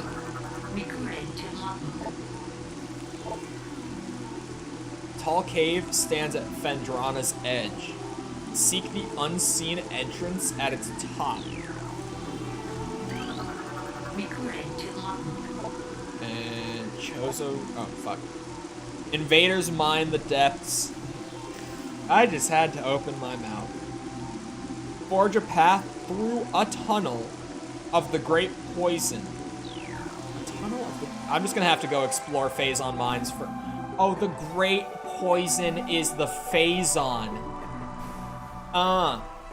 Okay. First things first. Phendrana cave. Secret entrance in the top of the cave. First thing first. I just had to fucking say that they were all in the earlier areas. Let's see. Do I have a quick elevator to get to Phendrana from Talon? No. But Magmore is not far off. I can go to Magmore.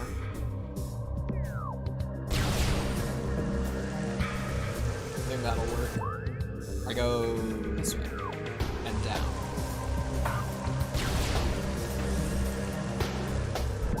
Is that right? That is right. Bow, bow, bow. Plasma beam, bitches. Don't fuck with the plasma beam. Ow. Oh, okay. Up and then down.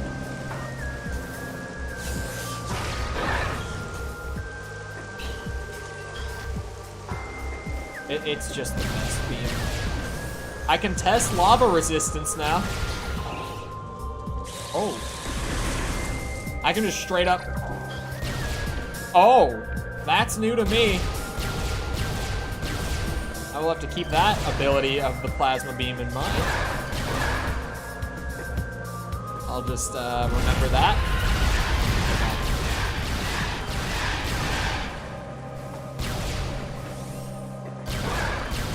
It's good to know that I can do that.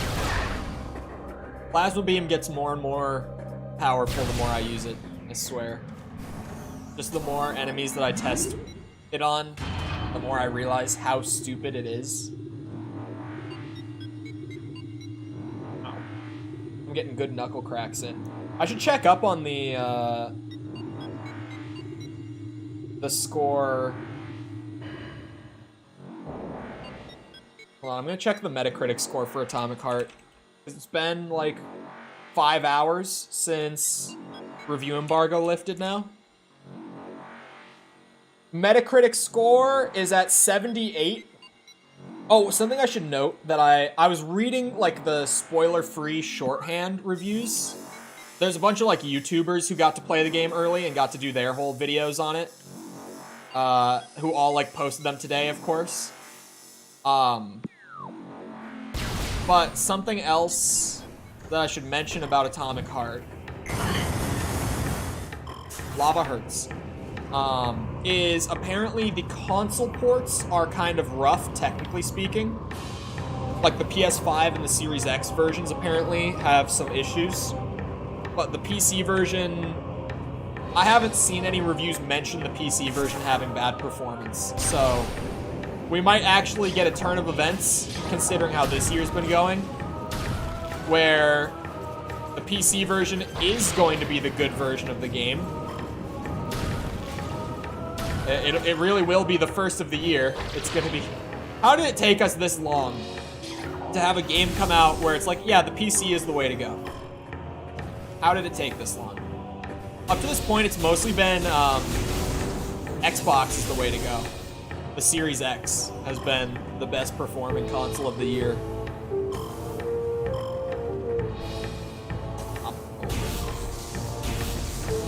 At least PC's not in last this year so far. Because I'm mostly just looking at Hogwarts Legacy and Dead Space Remake being like the two big releases. I think Forspoken's PC port was actually good, but that game didn't seem good to me in general, so I don't know. But Dead Space Remake was, the PS5 version was the shakiest. Then the PC version was kind of in the middle. And then Xbox had the best port.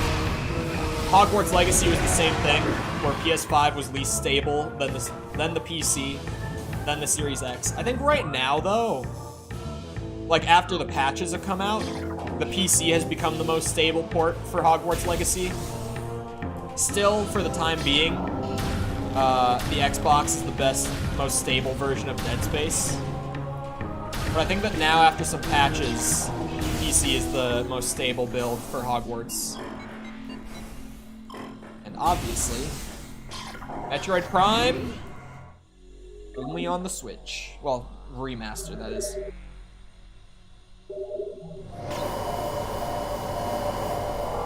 Unfortunately. Can you imagine this game, like, natively on PC with mouse and keyboard?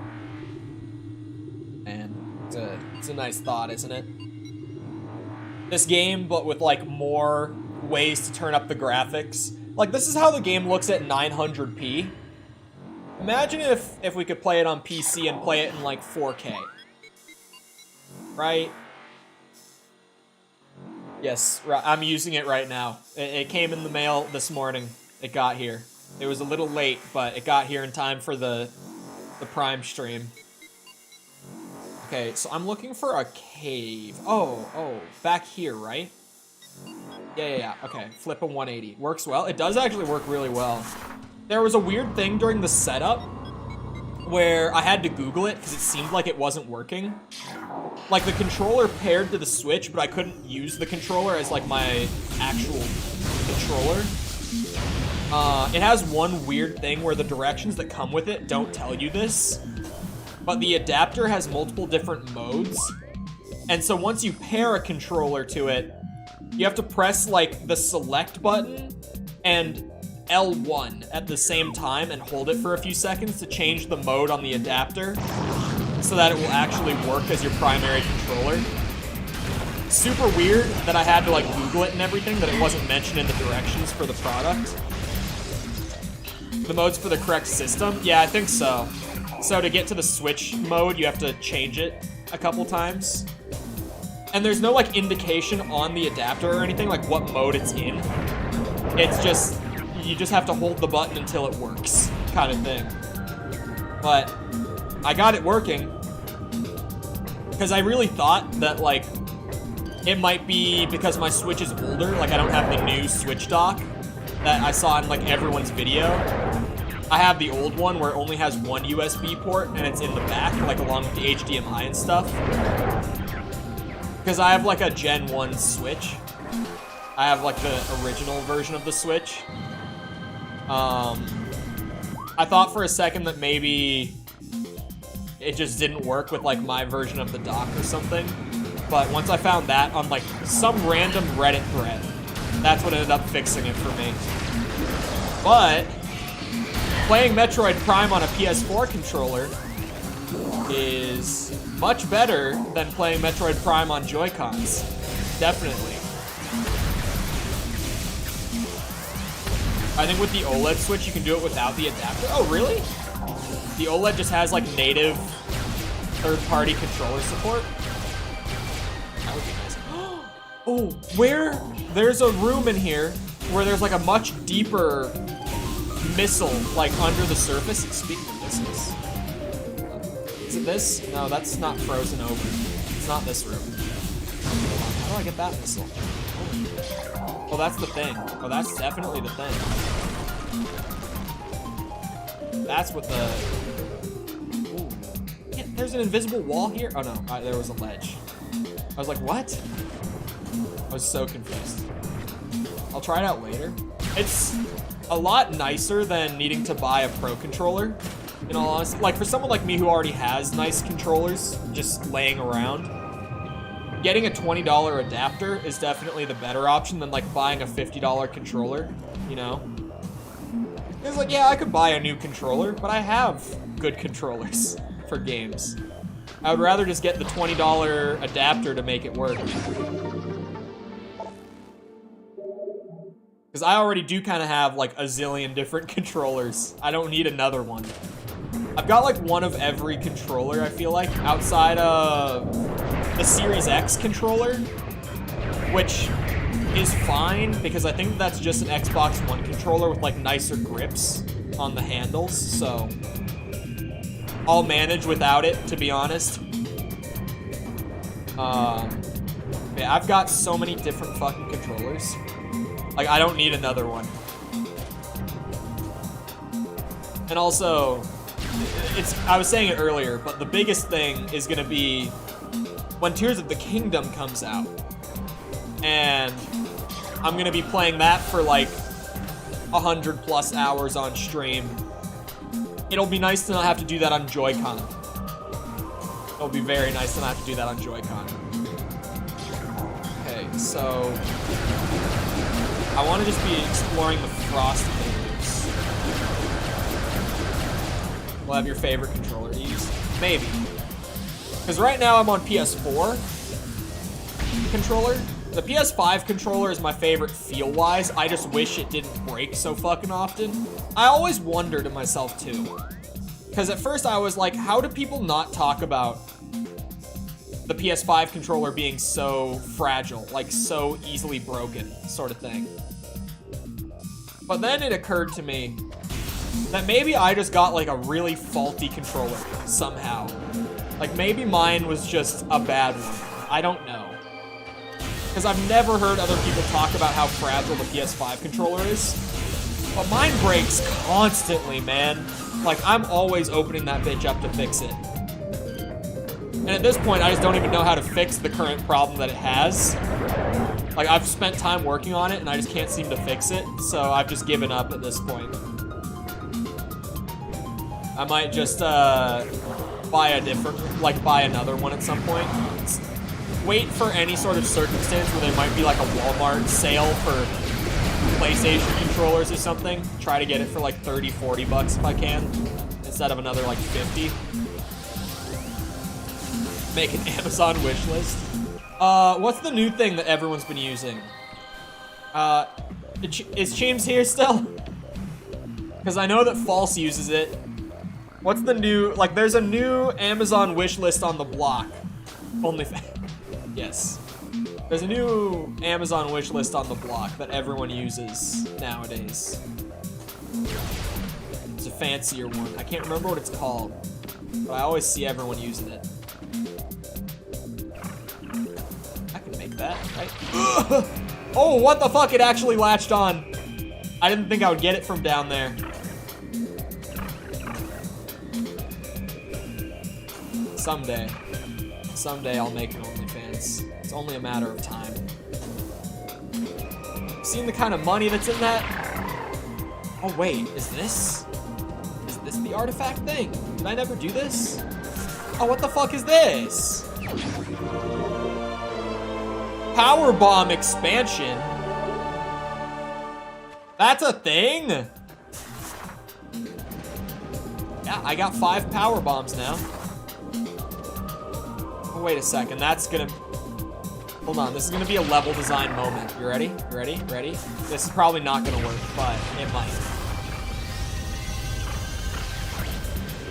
It did not work. I was like, they put the power bomb expansion there so that it would be fresh in your mind, and then you'd power bomb this wall. It's a very suspicious wall. I was just wrong about it. That was not it. Oh, shit, I can't double jump if I fall super far. And I always think that I'll be able to do it, but that's just not how the boots work here. I wish I could think of what it's called. I could probably just go one real quick.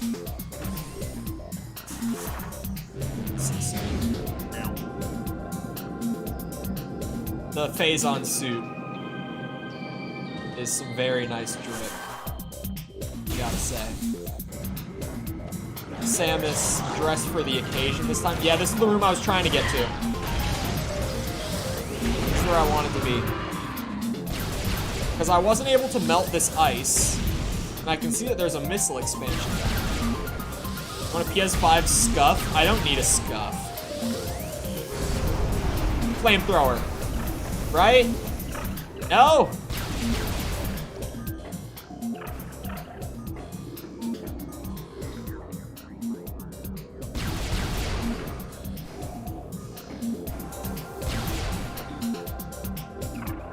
Maybe it's a power bomb.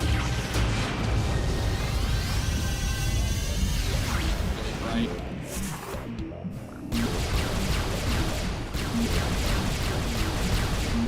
Yeah, I actually don't know. I thought the flamethrower might do it. Because, you know, it's real hot. But no. X-ray? X-ray doesn't show anything down here. Unless, like, on the sides, now that you say that.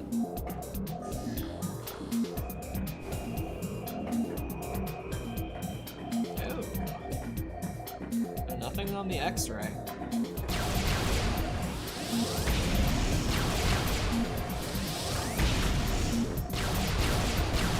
Yeah, this one's actually a mystery, because for the most part, I've learned if it's ice, I can just melt it with the plasma beam. But in that one instance, it just doesn't do a whole lot.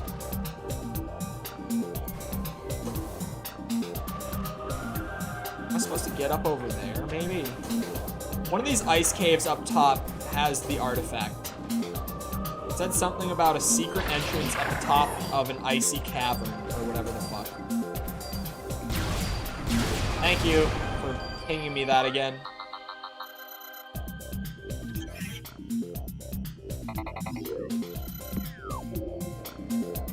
Working on it here.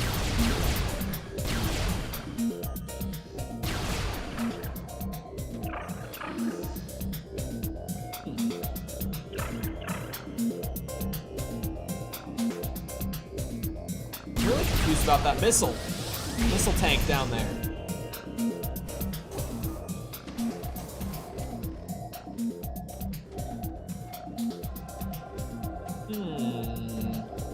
There's definitely something in here to get me to that missile, is the thing. Something I'm not putting together that will get me 135. That's crazy to me that I have missed genuinely almost half of the missile expansions in the game. Like, how well hidden are these? I thought I was finding them too. I thought I was on top of that shit. Until I asked how many there were in total, and you said 250.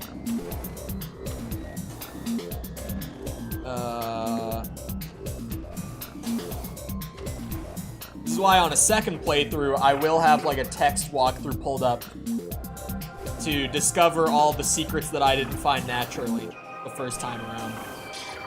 Second playthrough of Prime for me, though, will definitely be playing the original version and trying it on mouse and keyboard, because I'm really curious about how good that would feel. It's gotta feel great. Like, this game on mouse and keyboard, there's no way it doesn't feel great, you know? Not needing to use lock-on in this game would be, it would feel like such a different experience, like freely aiming. Like, even if I just challenged myself to never use lock-on playing on mouse and keyboard, because you could viably play the game without lock-on mouse and keyboard and just rely on your own aim entirely. I would really like to play it that way. I think that would be a good time. How the fuck do I get to it? Let me try another power bomb, but just directly over it, just in case. You never know. Nope, now I know. That is not it. How the fuck do I get down there? Hey, big man, you wanna tell me how to get it? Huh? You got any ideas up there?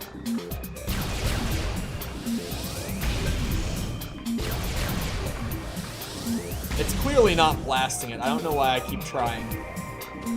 Like, maybe if I just use the plasma beam enough, it will melt.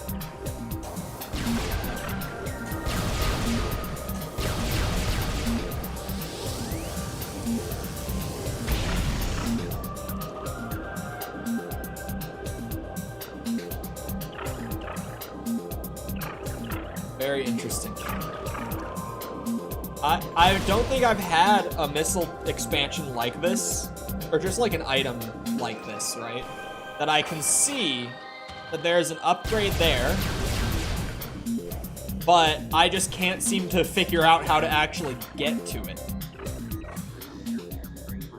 I can, there's, you think it's an underwater? That would be a really long underwater tunnel. No, it wouldn't. No, it wouldn't. Nope, I see it. Oh, wait a second, that thing maybe.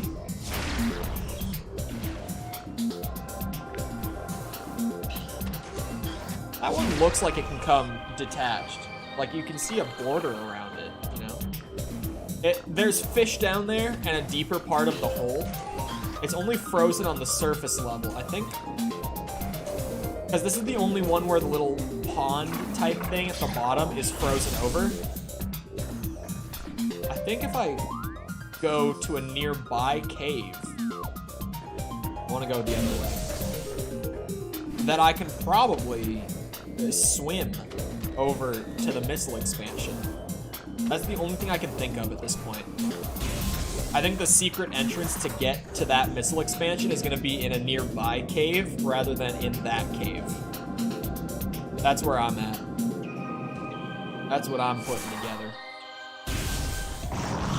And I think it's going to be in this cave because it's right next to the other one, like map-wise, layout-wise.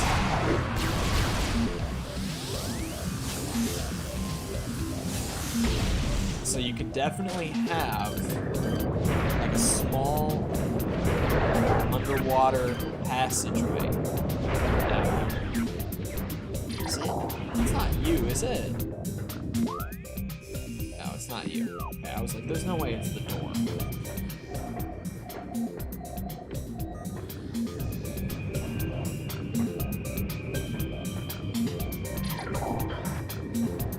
Do you think it's that stalagmite I was hitting with the missile?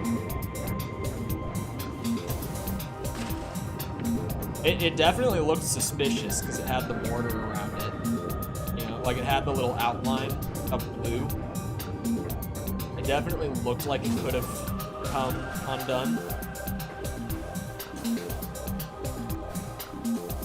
This is a perplexing missile expansion.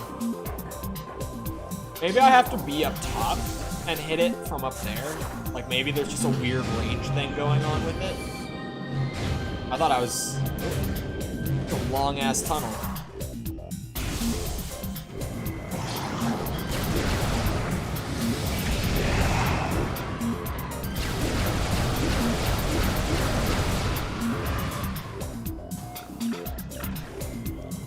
funny what came out? Oh god. Oh no. It's gonna be... There was that thing going around where you could put a picture in and it would make it anime, and some of the results were super, super cursed. It's gonna be like that shit.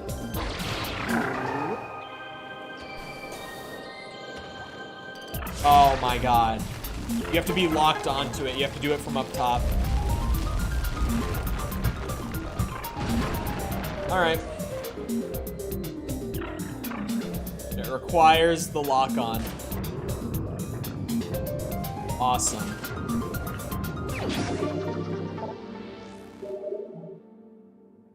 $135. Anything else down here? I doubt it. There we go. Okay, so one of these caves, still up top, has an artifact that I am yet to find.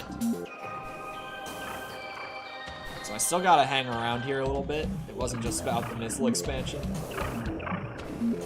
Requires the wrinkle brain.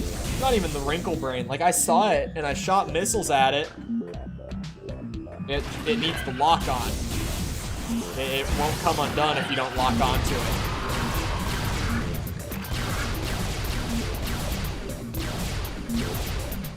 Hello? Oh, it is dead.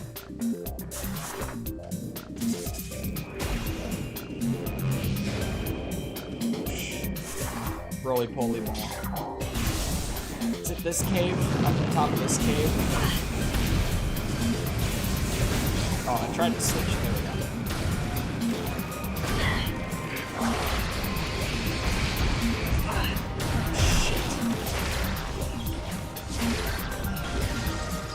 Goodbye, lock-on.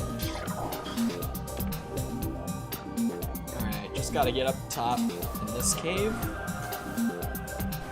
Secret entrance somewhere. To something. In one of these ice caves. Oh, for fuck. Bounced off whatever that was. Red energy is good. Give me that good shit. Give me some of that good shit. For fuck. I'm great at platforming. Like, very good at platforming. Yep. I am a platformer, even. Put them in the Discord. Okay, hold on. I'm just too curious at this point about what they're even gonna be. Huh.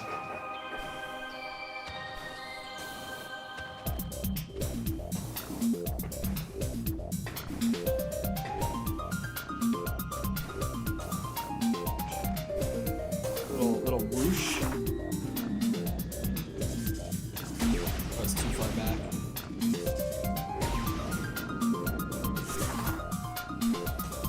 There's nothing to do there with the plasma beams there. Hold on.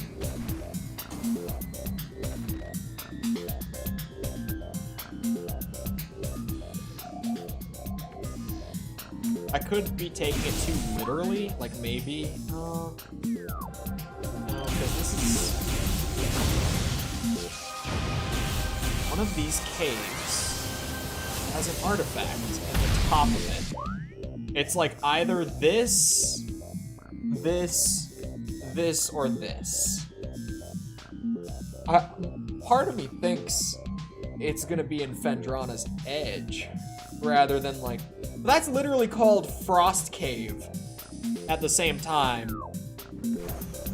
Let me double check Frost Cave. It is word for word called Frost Cave. I don't trust it. Platformer, man. Still haven't gotten my sugar daddy tag in Discord. I'll let the mods know. They do all the roles, so I'll inform the mods. Oh, I forgot I don't have to tab out. I like instinctually went to tab out of the game. What in the fuck? Those are awesome! They made my beard much fuller than it is. My beard is so strong in those images. That is so weird that the AI saw my beard and interpreted it as being like longer, like more full. It could look like that. That's what the Beardathon is. Oh, I've been mentioning the Beardathon during like the outros for a few days.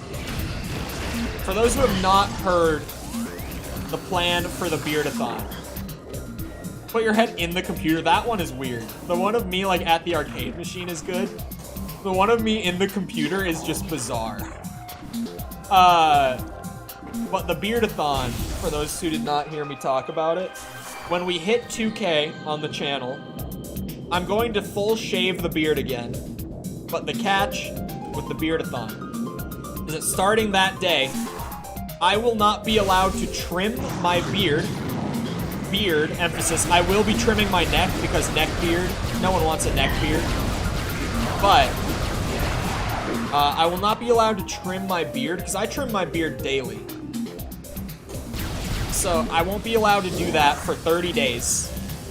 And for every 10 subs that we get within those 30 days, like as long as the Beardathon is still running, for every like 0.1k, or 0.01k, sorry, I'm good at math, I'm the numbers guy, I'll extend it by a day. So as long as the channel keeps growing at a good rate, the beard will keep growing at a good rate. And it will go as wild as it pleases. Which my beard grows kind of fast. Look better with it. I do look better with it, but when it's for content, I'm cool with shaving it. I feel like this is where they would put the artifact at the top, just because it's all the way in the back. You don't need to shave it first. No, that's also part of just seeing how long it gets. Is we start from absolute square one. None of these are important logs. Okay. This artifact is actually kind of throwing me for a loop. I'm gonna be honest. I don't know where they put it.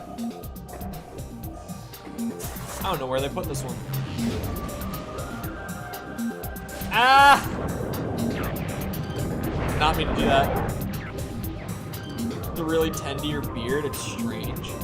I mean, mine, if I don't tend to it, gets really unruly and longer than I want it to be. I do have, like beard balm, etc. You know, like I have stuff like that that I don't use super often, but I do have stuff like that. So if we were going for full growth, I could apply the beard balm and shit like that daily. Assuming you mean what is Jessica cooking this in. Because for me, it's the usual reheated meal prep stuff in the air fryer probably. Yeah, I'll probably have a burrito for dinner. Yes, the burritos are breakfast burritos, and yes, I eat them any meal of the day because they're delicious. Where the fuck did they put this artifact? Like at this point, it might be in one of these other chambers. Because I've checked these ones. This one I've been the most suspicious of because it's literally called Frost Cave. Hold on. Where's the logbook? Oh, here we go. Artifacts. Oh shit. I don't know which one I'm looking for right now. Oh.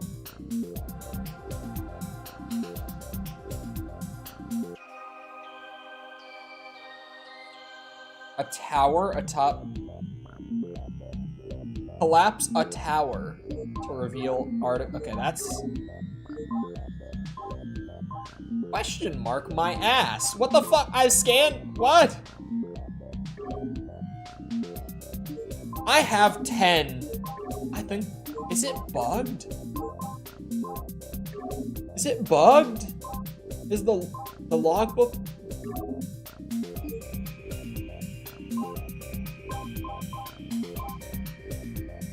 on. 1, 2, 3, 4, 5, 6, 7. Yeah, it only has it marked as me having 7 right now. I think the logbook might be a little bugged. I'm gonna be honest. Because I've brought 10 of them back to the thing. I only had 2 there. And here it is. Here's the one I was working on. A tall cave stands at Phendrana's edge. Seek the unseen entrance at its top. There's literally a spot on the map called Phendrana's edge. That's where I just was. I didn't find jack shit at the top of Phendrana's edge. Here. The unseen entrance might be the security cave that's up there, but that's all that's up there. Rita's chorizo for some reason. Yeah, my dad with my breakfast burritos has been like, you need to make them with chorizo. I'm like, you realize the lean beef with taco seasoning is meant to be like a healthier substitute for chorizo. It's like, yeah, but it would taste better with chorizo. Thanks. Noted. That would be really nice. The beef is intentionally a chorizo substitute because you would normally use chorizo. The tower, I know the tower it's talking about, but I think I have that. Because like I said, I've brought 10 artifacts back to the circle thing, but in my logbook, it only has me marked as having 5 of them. And the other one that I'm looking for in the mines, like the one that it mentioned being in the Phazon mines, that one is not even in my logbook. Like, it's showing as question marks. I can't even read that entry. So I think the logbook might be a little bugged.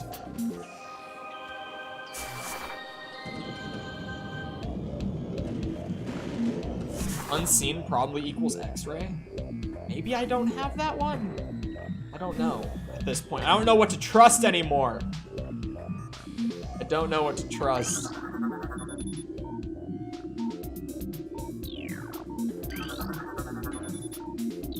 This might be... I was just seeing if any of those might be a hint. Yeah, the unseen entrance, I was looking around with X-ray before up here. I didn't find anything. Because I suspected this wall.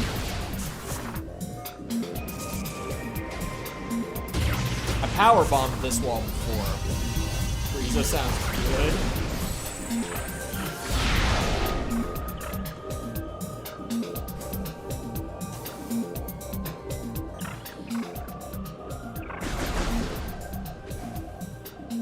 Oh, fuck. I looked in the wrong place. Or just sausage meat. Yeah, I avoid sausage because of the sodium. Sodium and sausage is fucked. It ain't right. There's one. 11th artifact. Look, it'll say it here, right?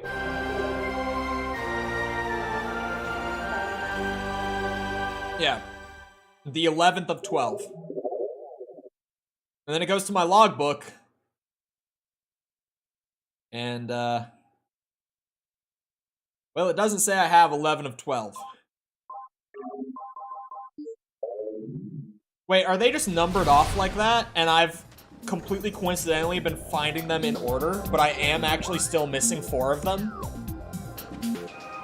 How close to the end of the game do you think you are? Well, I have the drip suit. I'm only missing 1 energy tank. There's no, like, forward progression in terms of areas I haven't been to. I think I'm very close. Like, definitely within 2 hours of completing the game. Absolutely. I think I'm, like, right at the end. I'm still apparently missing almost half the missile tanks because I didn't find them. But the intention with this game was purely to play it for the first time. Because Metroid at its core is exploration-based, so I didn't want to use, like, a text guide to find every single upgrade and stuff like that. I wanted to play through and get as much as I could naturally, just by searching on my own. But,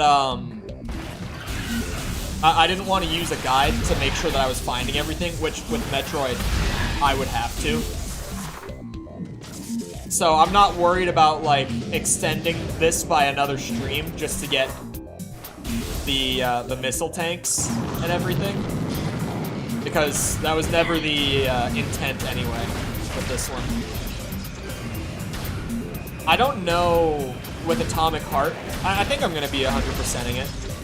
But I don't really know what that entails. I think from the early reviews they said it's open world. But it's like open world in the way that like BioShock is open world, where it's like you can explore pretty much a large web of like interconnected levels, I think is the way that plays out with Atomic Heart from what I understand. So I don't know what 100% in that game is really gonna mean.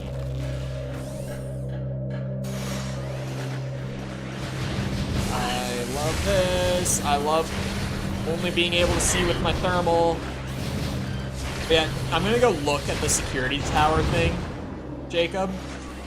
Because I could have been misinterpreting and missed more artifacts than I thought. Like, they might be numbered off in order. And I've coincidentally been finding, like, the last 5 of them all in order. It's either that, or, like I said, the logbook is bugged. So we'll see which ends up being the reality. When I get to the top of this tower and check that out, that'll pretty much be the answer.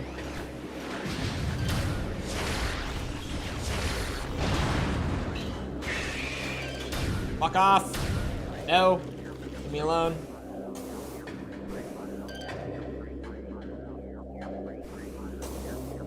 I've caught up quest-wise with my old Hogwarts Legacy playthrough. How optimized is the build now? What door is this? Probably Wave Beam? Yeah. Love you guys. I love you guys. You guys are awesome.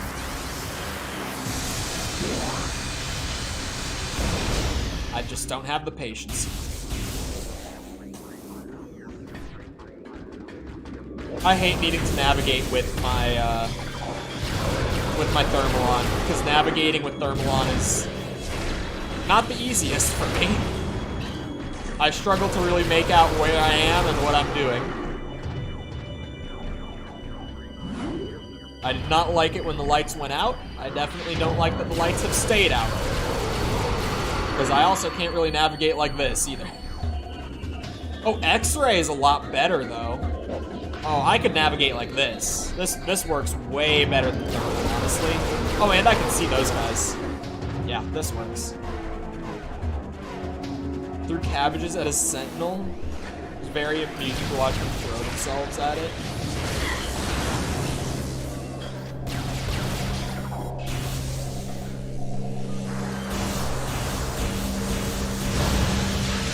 Accompanied with a cutscene and everything. Yeah, I just don't know if I did that. Because I was last here a good while ago, is the thing. That's why I don't know if I did it or not. This would have been a good while ago. Not just even in terms of like gameplay hours, but like real life, it would have been over a week ago. So I'm like, did I destroy a tower up here? I could have. I don't know if I did, but I may have. Oh, it's probably that tower.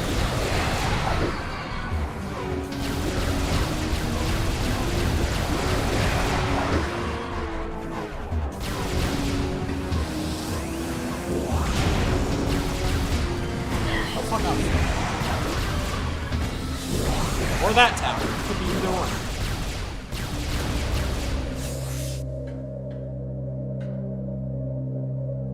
Well, if I were to be able to topple a tower...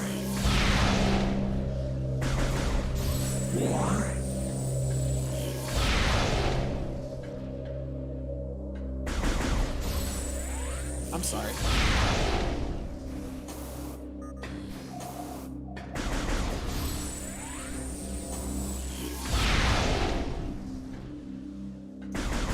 Trying to stop me from blowing up your tower? Is that it? via the power bomb? Oh, fuck off. Wait. What is this?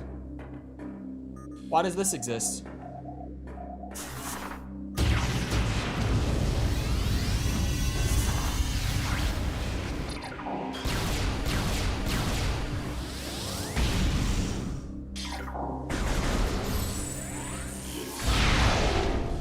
The fuck?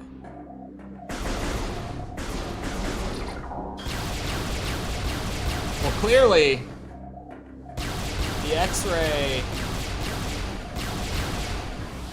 made me think.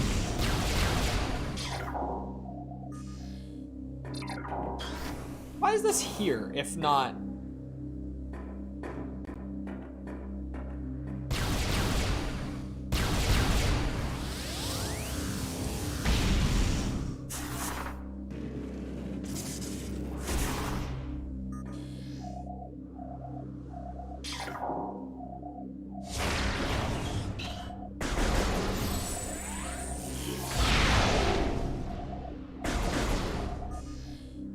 Nothing blows that up.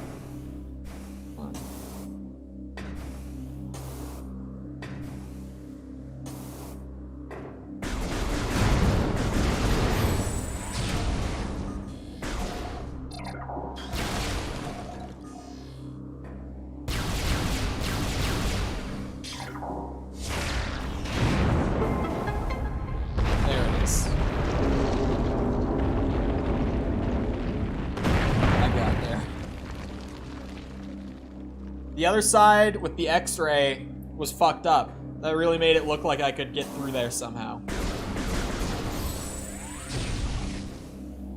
So I did not topple this, which means the logbook is not bugged, but hold on. Is this gonna be numbered something lower than 11?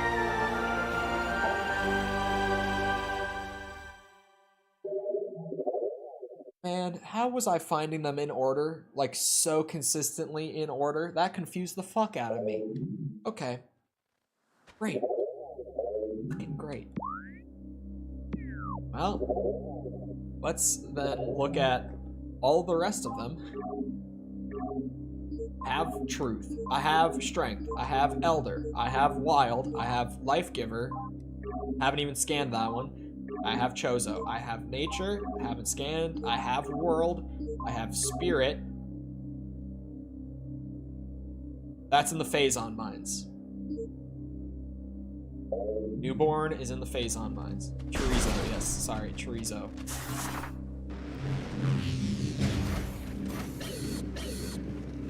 Excuse me. How does... Oh, here we go. Oh, I do have to be ball.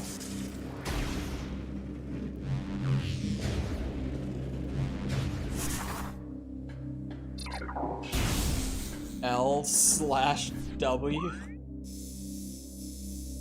Okay, if I wanted to go to Phazon, I would want to go to Magmore, I think.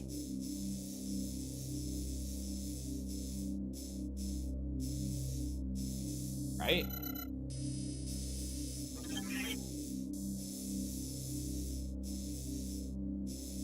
Yeah. Oh, my bad. So I want to go there.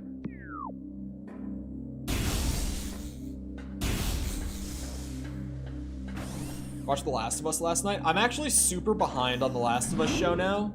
Last one I saw was episode 3. I was just at the dentist. I was talking to a woman at the dentist about it, who was really into it, and she was very subtle about it, about her opinion on episode 3, but said enough to where I pieced together what she thought about it. Because her first thing when I said the last episode I watched was episode 3, she was like, yeah, episode 3, I don't know about that one. I was like, oh, You're one of them people. Not watched the latest one. From what I watched, like of the first 3 episodes, I thought episode 3 was the best one. Ugh, oh dear. Yeah, I was like, oh. And I just tried to move past it without getting into that whole thing. And I was just like, yeah, I can see what you mean. It wasn't connected to like the main story. Yeah, I could see that. And just got past that one real fast. Because I was just like, oh boy. It tells you a lot about what, yeah, it's a, like, she didn't really say it, but just that alone, I can be like, okay, I can gather what we're saying here. I can pick up on what you're really trying to say here. I get it. I see you. It's a little wacky of you, but sure. I just came up with a different reason that you might not love episode 3 and was like, yeah, I could get that. She was like, yeah. Moved past that one real quick. And then she asked if I had seen The Witcher, to which I was like, nope, I have not seen that. She was like, I really liked the first season, but I haven't seen the newer stuff because after they got rid of Henry Cavill, I don't want to watch it. And I was like, yeah, I could see that.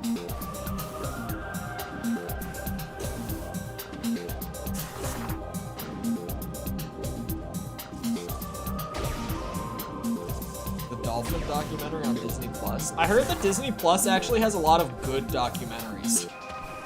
Like, I use Disney Plus for, like, Star Wars and Marvel, and that's it. She would have been behind already. Wait, he was in season 2? I thought they got rid of him after season 1.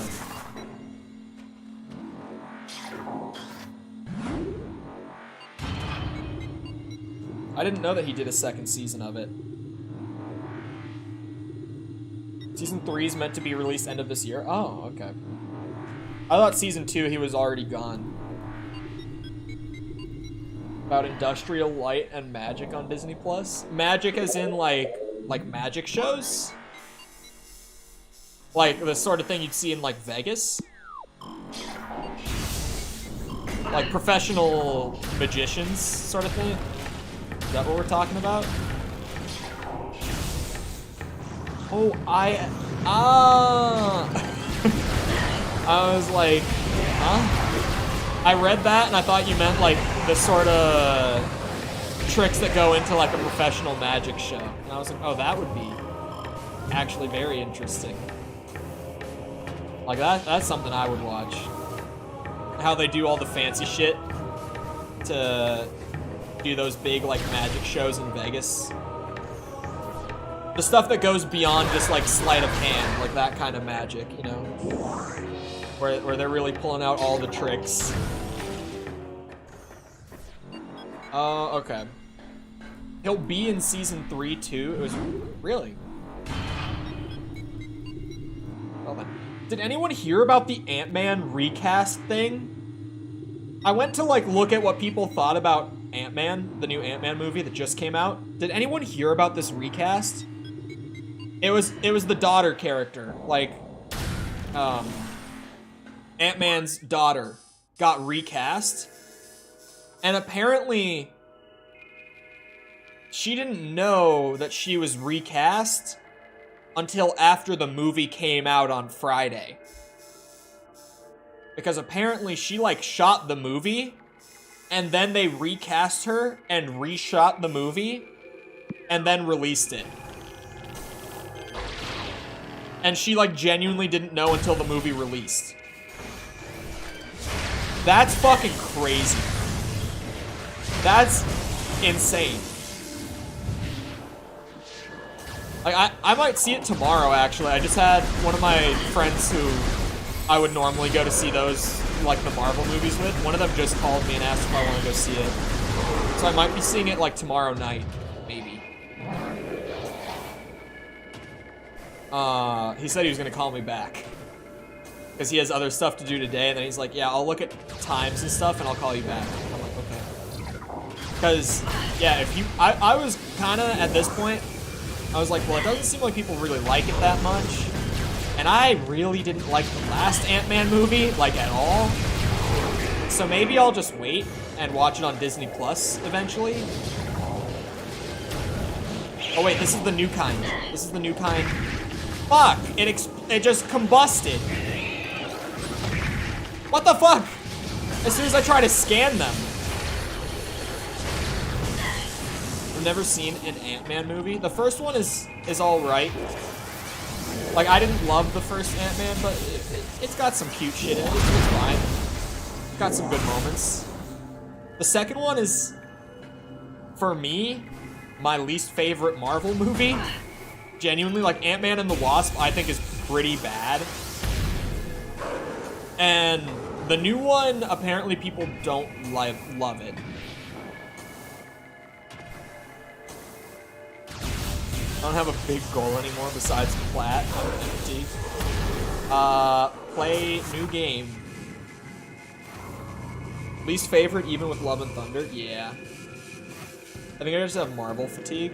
I think that is a thing, with everyone being like, oh, Phase 4 is so bad. I'm like, it really was, like, Phase 4 was not the best. It was far from, like, Phase 3 quality.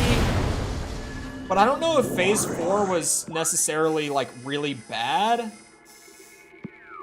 Or if maybe, now that, like, the main through line that we were all watching for finished up, maybe we just aren't as interested. Like, honestly.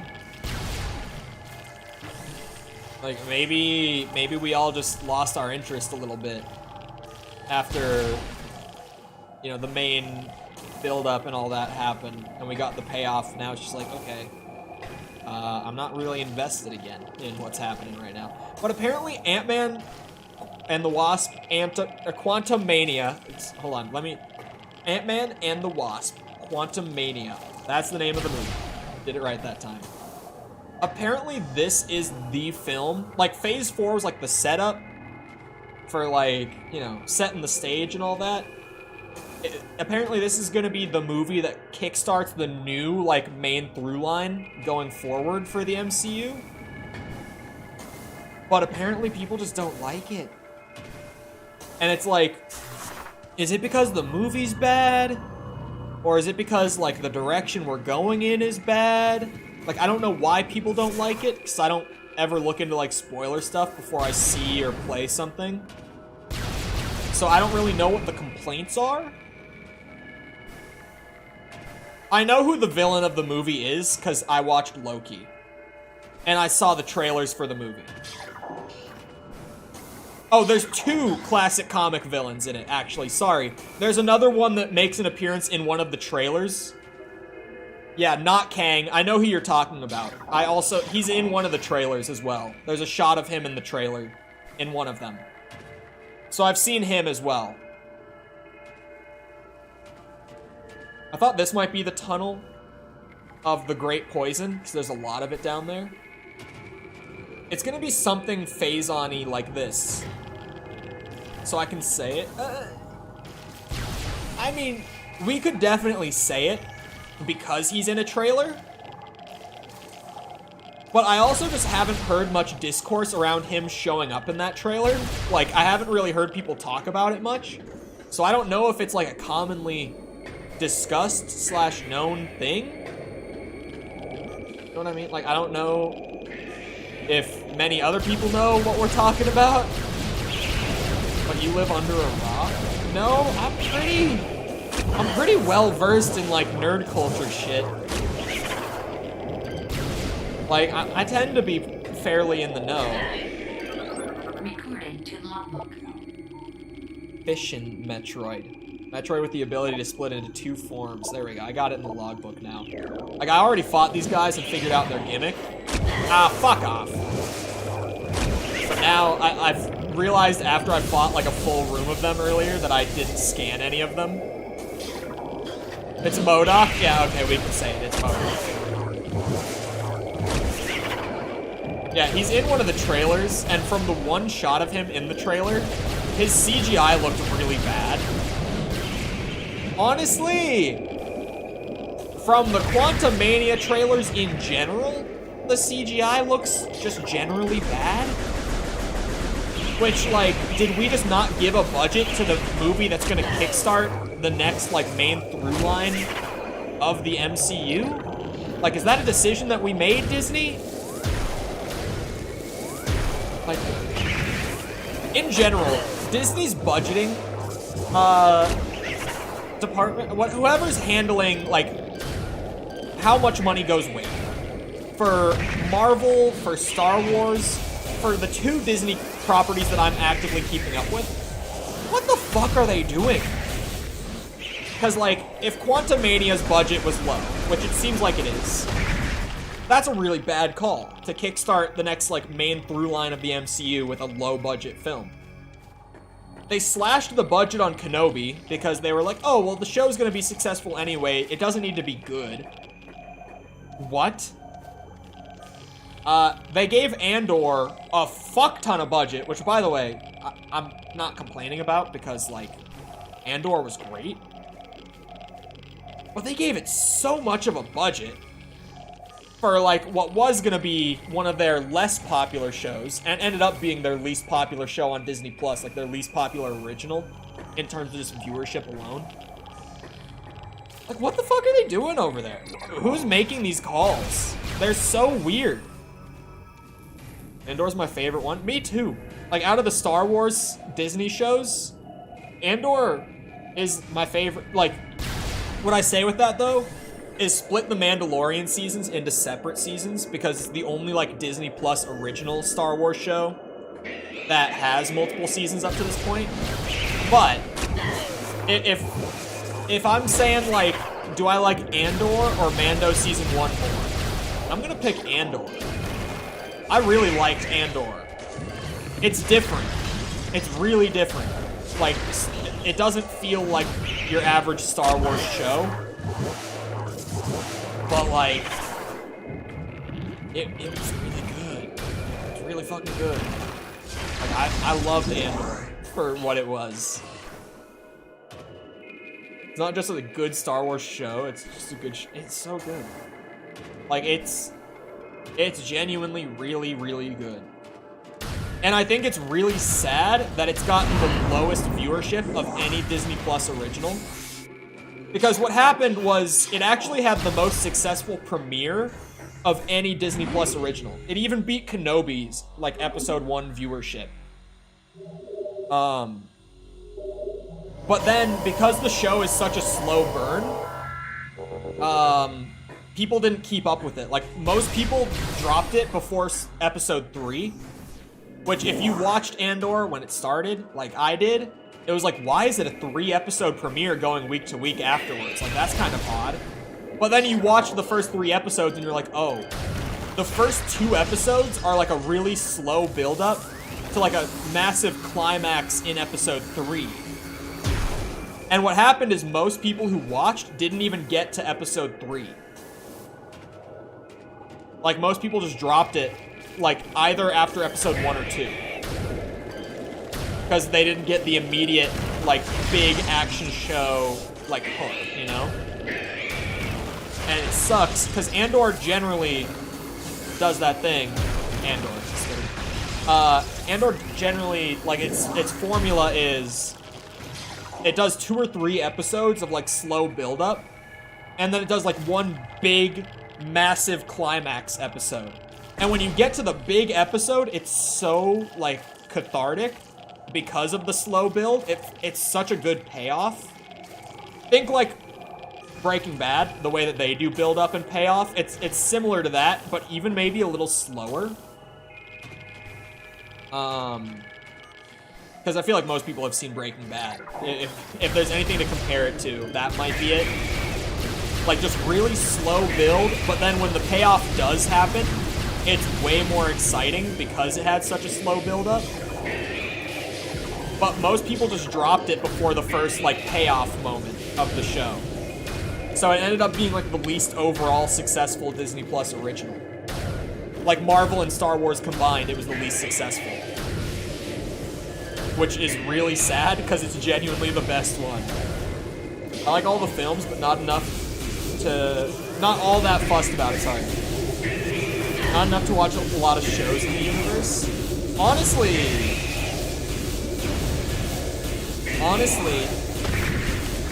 I would say, as far as Star Wars shows, what even is there? There's the 4, right? There's only, at least there's 4 live action ones. I forget about like Bad Batch existing and stuff like that. But, what the fuck is hitting me? What was that? But, out of the 4 live action ones, Mandalorian is like original trilogy quality.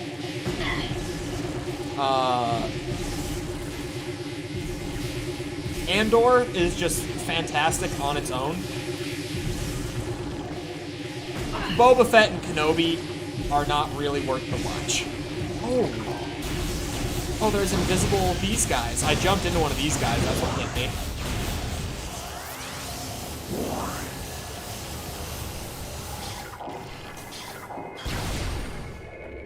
I could definitely I mean, generally, I think Andor you maybe have to be a little more into Star Wars for. Like, yeah, it's a good show outside of Star Wars. I agree, but it does... It revolves around something a lot more in the background of, like, the overall Star Wars canon, right? Like, something that doesn't really get much focus. It's a little more obscure in terms of canon, is what I'm trying to say. So, like, it's a little harder to recommend to people who are like, I'm not the biggest Star Wars fan, even though it's my favorite show. I think Mando is an easy recommend for anyone, though. Because Mando is just a fun show. And it's like, yeah, if you like the original trilogy, you'll like Mandalorian. They have such a similar vibe to them. Different, but similar. They feel like a similar brand of Star Wars. I don't really know how to word it other than that. It's such a weird way to word it, but that's kind of the best I've got to try to put it into words. That kind of classic Star Wars feel is there in Mando. Because Jon Favreau fucking gets it. When he makes an Iron Man movie that starts an entire cinematic universe, it kicks ass. When he makes a Star Wars show that's the introduction to Disney Plus originals, it kicks ass. When you want a show to kick ass, you get Jon Favreau. I love that man. He really is just really, really good at making shows and movies. Jon Favreau, he's just a very talented producer slash director. I love that man. He makes good shit, and I like good shit. It's gonna be one of these various tunnels with a shit ton of Phazon in them. Tunnel of Great Poison, and there's so many tunnels with a shit ton of Phazon in them. This is gonna be a tricky artifact for me to find. Oh, that's it. What the fuck? I see it. Oh, I tried to do this earlier, but this was one of the only deaths of the whole run. I've died 3 times in this game. Trying to go down here without the Phazon suit was one of them. Thinking that I just needed to get through it fast enough. That's probably why there's so many fucking rocks. Because they really want to make sure that you have the Phazon suit. There we go. Right as I was talking about this one being hard to find. Last of the 12, my ass. I have 2 more. I have to go back to the site, though, because I haven't scanned 2 of the podiums. Not bad. Boba's like the Dark World of Star Wars Disney Plus series. I mean, unfortunately... I mean, no. Because Dark World is a bad movie.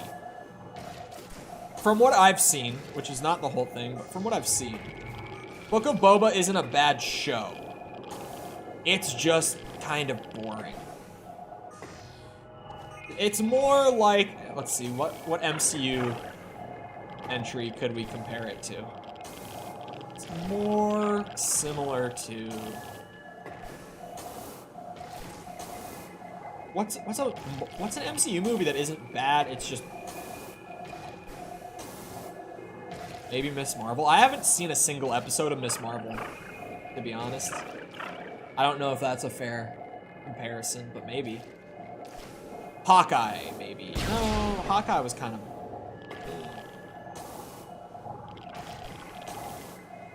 Liam?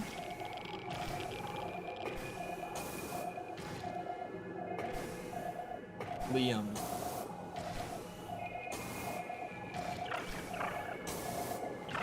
Is a Hawkeye movie? Hawkeye show. Oh, it's one of these fellas. Hawkeye got a show. Liam Neeson? Oh, yeah, didn't he say that he would return to Star Wars like whenever? If he was offered, he would return and reprise Qui-Gon. Didn't he say that?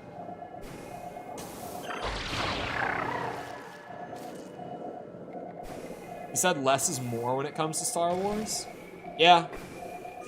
There are cases where I disagree, but generally I think that's a fair statement. Like, I think Mando is a good case of less is more for Star Wars, where it's like just a simple story that only really tries to just be fun and nothing else is like one of the best in the franchise. But then there's also like Andor, where Andor is a very deep, thoughtful, complex story, and for me was better than Mando. But Mando's an easier recommendation for people. Like, I can recommend Mando to anyone. I can't recommend Andor to anyone. I can recommend Andor to any Star Wars fan, but I can't just generally recommend Andor to everyone. Mando I can recommend to pretty much anyone. This is just a fun show. The magic in Star Wars was gone. He did also say that he would reprise his role as Qui-Gon, for the record. I know for a fact that I saw him say that. I distinctly remember him saying that. For more than like a cameo. Like, he was in Kenobi. But it was more of a cameo than like reprising his role, you know? For a lot more people? I don't know. I think, generally, from what I've seen, this is gonna sound like so boomer and so old man yells at cloud, but like, hear me out. It's an unusually boomer statement for me. But looking at the fact that, like, currently, as it stands, the most successful form of television and film, like the most successful platform, is Netflix still. Despite all of their fuck-ups and, like, dropped subscriptions and all that of the last, like, year or two, they're still the number one in terms of just, like, how many people are using this platform as a way to get their entertainment. Netflix is the number one. And the thing with Netflix is that the vast majority of Netflix shows are really fucking bad. Same with their movies. Like, their catalog is terrible. And there are very few people who argue that. Like, Netflix just is kind of full of shit. But yet, it's not just the most subscribed to, it's the most actively used form of film and television nowadays. In terms of consumers. I'm wording it weird, but I think people will get what I'm saying, hopefully. Also, where the fuck is the elevator to leave? How did I get here, is what I'm saying right now. Aha. All the way up top. Got it. Generally, when people watch TV shows or movies nowadays, like at home on a streaming service like that, most people are just looking to kind of turn their brains off and just like passively consume something. That's where the boomer take is coming from. That's why this is my boomer take. Most people right now are just looking to like turn their brains off and passively consume when they watch like a movie or a TV show. Which I wish that wasn't the case, but that's kind of the case.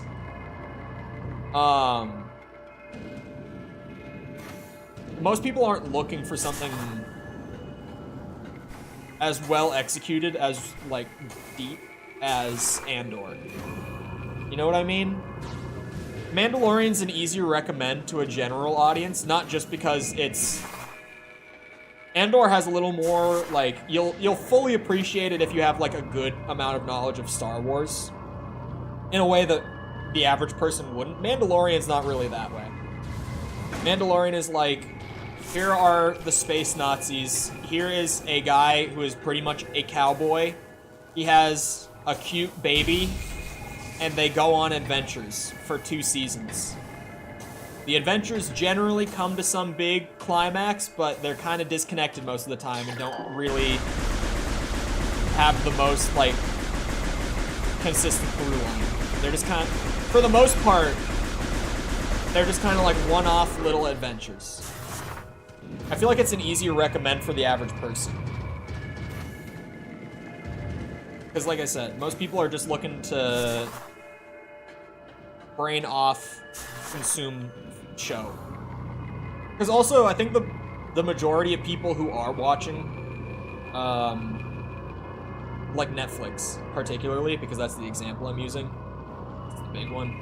I think the majority of people who watch Netflix are people who are getting off of like an 8-hour day of work or a 7-hour day of school, and they're just trying to turn their brain off to unwind before they go to sleep to do it again the next day. Like, I think that's probably the majority of people consuming any streaming platform. So that might be part of it. Oh, for fuck. Okay, I didn't fall all the way down. But I don't know. I have a harder time recommending Andor.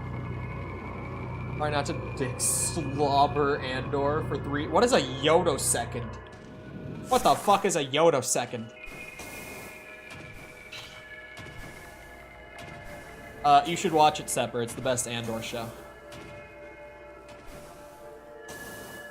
Did I say Andor show? Best Star Wars show.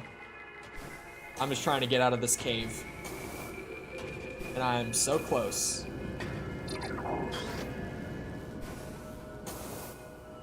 Oh, fuck off! Where am I? Okay, I didn't fall that far. I hit my head on that thing, that block, the cube at the top. It stopped me. Bullshit. I was wondering if he'll make it out of the cave. I'm trying to get out of this goddamn cave. This is the run. Avoid the cubes on the ceiling. It's about the septillionth of a second. Why have we even calculated that out, bro? Who the fuck cares? Why do we need to measure in septillions of seconds? Who's spending time on this? Is this what the science industry has gotten to? Like, yeah, we have a sufficient enough answer for how the world started. We have a sufficient enough answer for, like, how animals became animals. We know how the brain works, mostly. Let's just start coming up with random bullshit numbers. The government will pay us to run our calculations of yotosecond.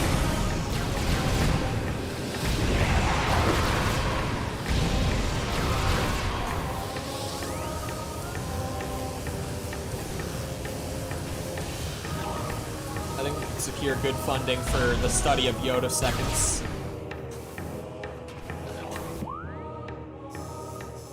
Would that be the best way? I was gonna say, that's probably not the shortest way back to Talon. It is the way I came in. But that's not the best way to leave. Absolutely not.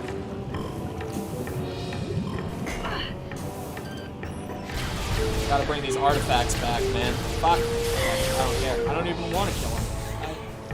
I never even wanted to. It was never part of the plan. Can't believe they never gave me a lava-resistant suit. I would have loved that. They gave me a Phazon immune suit. It negates all the environmental stuff in that area. Why not give me one for here? Make it make sense. Okay, yeah, if I just go forward, I'll get there. So Vsauce can keep making videos. It's not so Vsauce can keep making videos. It's so our career path can stay relevant. I really feel like at this point, the majority of science is not really stuff that we need. You know, like modern, like scientific studies. There's like clearly still plenty of reason for science to be around, but I feel like generally what the science industry spends its time and funding on is not super necessary. Like in medical science, there's stuff like we're still trying to figure out how to cure cancer. Curing cancer would be a big deal, would be a very big deal. But like, that's generally not what the average science funding and time is going towards. I feel like I always just hear these random bullshit fun facts that come from science, and I'm just like, why? Why are we spending time on this?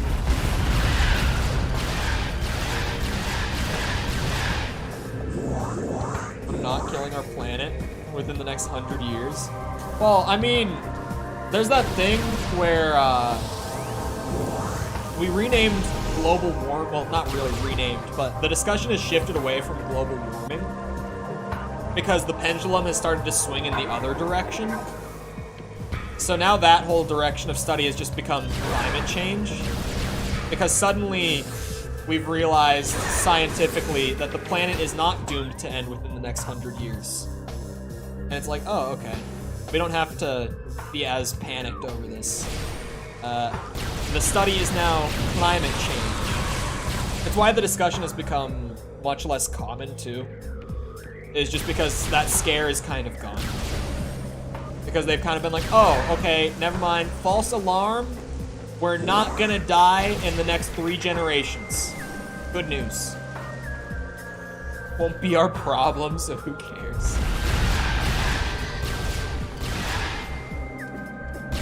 Gotta figure out what these last 2 artifacts are. They better not be in like Phendrana and Phazon mines. They better be in the first 3 areas, so that I can quickly grab them and get into like the finale here.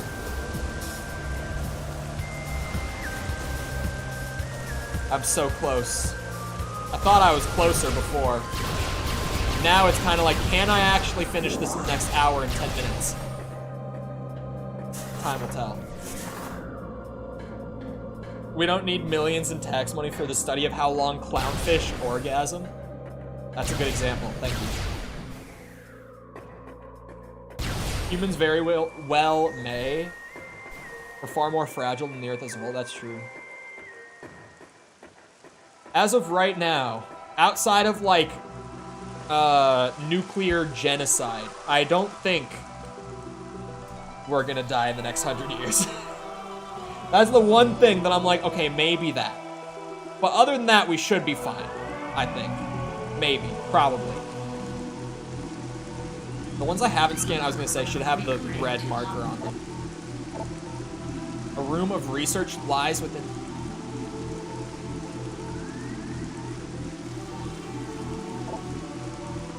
What?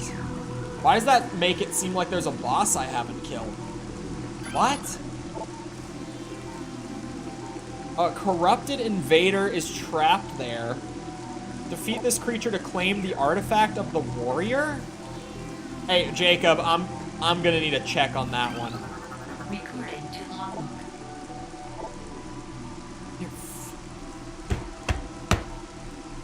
Thaw the frozen waters flowing from the Elder.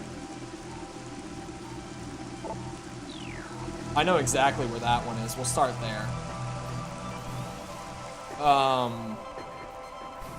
Make 10% of money go to the Not Cool Dracula YouTube channel. Bro, do you know how good our production value would get all of a sudden? Do you know how many employees I would have? Do you know how good Tom would be eaten for his thumbnail payments? Because right now, Tom getting like a small portion of the channel revenue, it's like... Something about a warrior? Yeah, could you possibly fact check me on the artifact of the warrior? And if it's a boss that I've killed, just tell me who it is. Because the way that that sounds, it sounds like it's the same boss that gave me the Phazon suit. But then the thing is, like, I've killed him. I've run back through that room a handful of times. I didn't exactly see an artifact just hanging around in there. I even just recently went and x-ray scanned that whole room thinking that the last artifact I was looking for might be in there. But it said, like, defeat this creature in the mines to get the artifact of the warrior. So unless there's another boss that I haven't killed, I don't know how I would have missed that. This is one of those moments where I just need to check on what I have done. Where normally I would do it myself, but I really don't want to spoil exploration stuff for this game. Because the exploration is the game.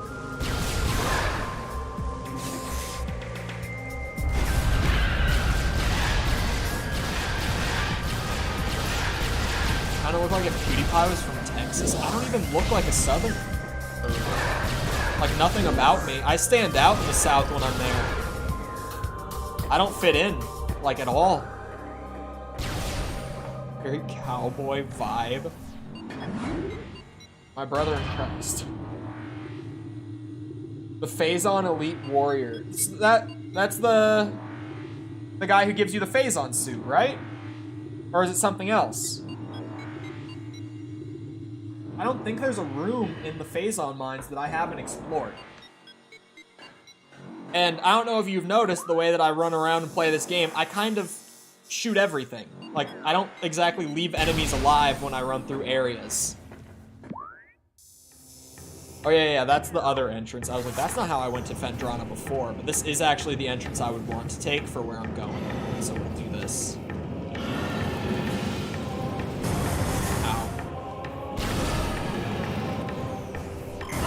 Now I'm really confused about how I'm missing an artifact that apparently is just from killing a unique enemy. That definitely seems like something I would have. Having, like, explored every room of seemingly the entire map. Because you don't have a flamethrower on hand at any time? No, it's because of the way I dress. My hairstyle is very not Southern boy. It's very, city boy, not from around these parts.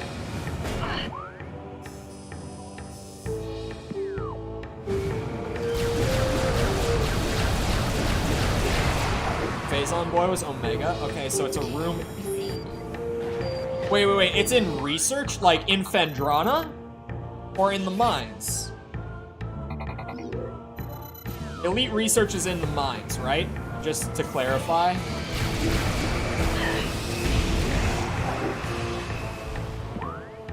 Wait a second. The Elite Warrior...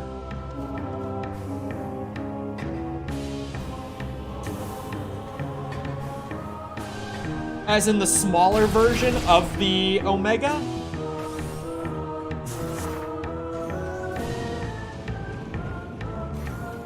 Right? Because, I killed him.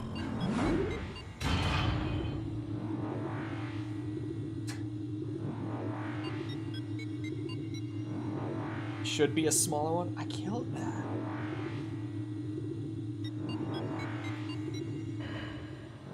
I did kill a smaller, like, same gimmick as the Omega, just smaller. Where he, like, sucks up your beam. You have to hit him with missiles while he's doing the suck. But other than that, you can shoot him just fine. That guy. It's in Phazon. Did I ever get this missile tank?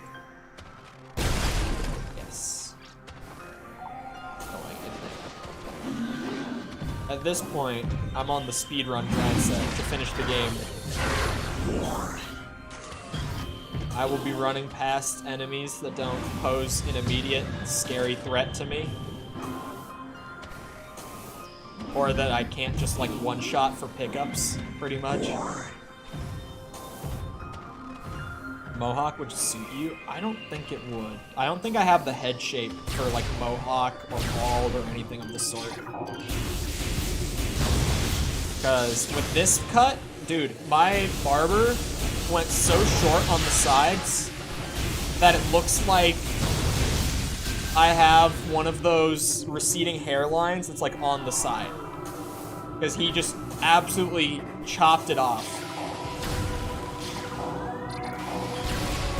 Like, sides, no more.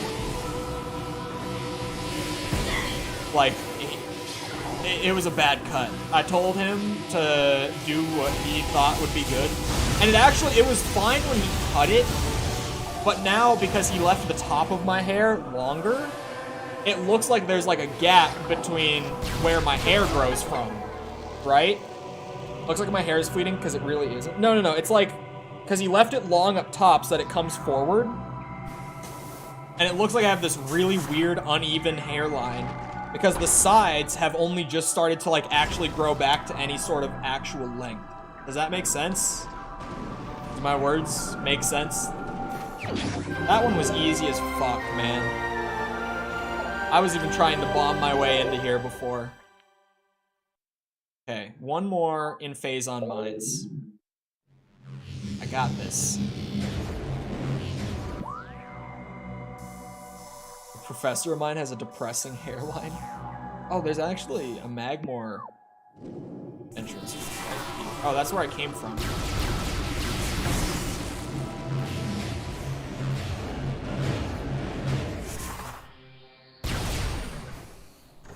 That was some real speedrun tech right there. Hair starts at like the halfway point of his head. Oh my god.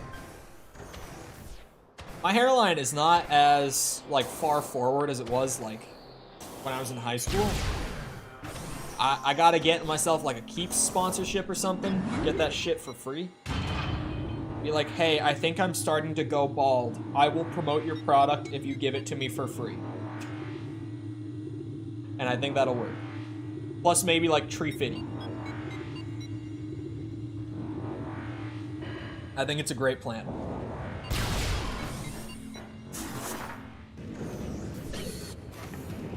I never had a good hairline to begin with. So I've always thought about like maybe I'm just like looking at it too closely because I've never had a good hairline. Like you look at pictures of me when I was a kid and I never had a strong hairline. Like when I was fucking 7 years old, I had a wonky hairline. So I'm always like, I wonder if it actually has been receding at all, or if I'm just looking at it too closely. Oh, balding at 22. One of my buddies in college started balding at 18. And his hairline was pretty far back by the time that he was like 21. Like, he genuinely started balding at 18. No joke. That's like, goddamn, so that's a real thing that can happen?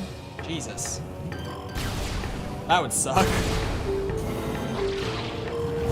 Like, you start balding before you even graduate high school? Jesus.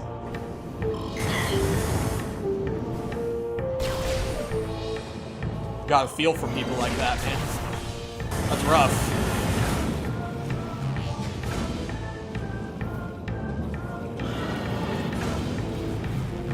Yeah, I've wondered for like the last year if it actually is moving back at all, or if I'm just looking at it too closely and it's always been that far back. I genuinely don't know at this point. Because my hair's kind of always been long enough that you can't really see my hairline anyway. Like, I would have to pull it back for you to be able to see it. The only reason you can tell in pictures of me where I'm really little is because when my parents used to dictate my haircut when I was a kid, they would buzz cut me every time. Like, growing up until I got to, like, high school, I always had a buzz cut. Because that's just what my parents made me get. And I always hated having a buzz cut. Because like I said, I don't have the head shape for it. I don't have the head shape to be like bald or near bald. Like if you can see my head shape, it's a problem, right? That's the deal here. I had a cousin-in-law with a full horseshoe hairline at 16. Jesus. Or at 19, I read it wrong. With the 6 upside down. I would just shave it all. Yeah, I do not have the head shape to go bald. So I gotta get me some peeps. Or just something of that variety.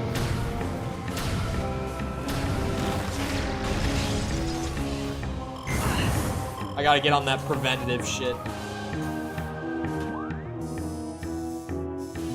Because what I do know for sure is that I have high enough testosterone that it's like, yeah, you're gonna go bald. Like if you haven't started balding, it's a guarantee pretty much. You guys know that? That if you have too much testosterone, it'll make you go bald? Like if you have too little, it'll make you go bald. But if you have too much, it'll make you go bald. Which is why it's such a common thing among men to go bald. It is because you kind of have to be in like a perfect spot in the middle to not go bald. Can we tell Finn? I don't think Finn is bald. I've seen Finn. Finn is not bald. Finn does have longer hair. So, you know, we would have to ask Finn to see his hairline to really test, but Finn is not visibly balding or anything of that variety. So I think Finn is fine. He's fine, but it's coming. Finn seems to be chilling. Okay, elite control. Omega research. Jacob, I'm not seeing elite. Oh, elite research. I gotta get on the green elevator, which means I gotta get on the red elevator. See ya, fellas. I'm out.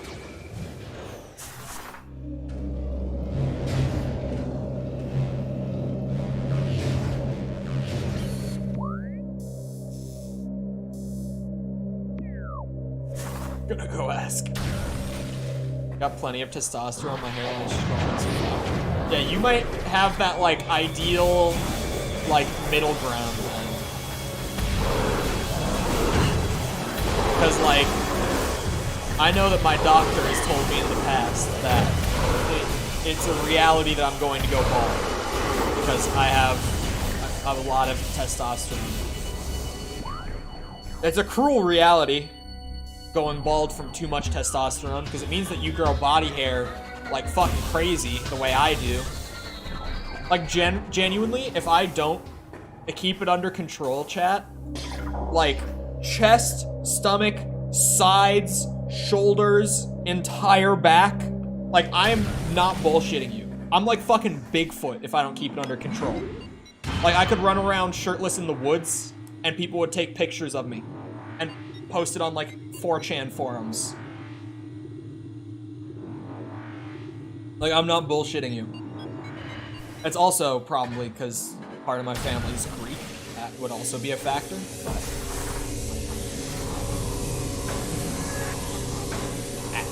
Tank it, tank it, tank it, tank it.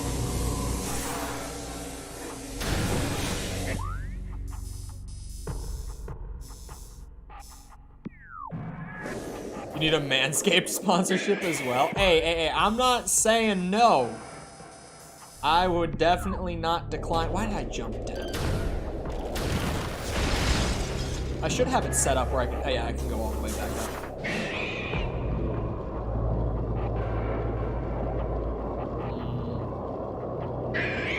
Also, chat, remember to like the stream, but I'm gonna test if this works actually.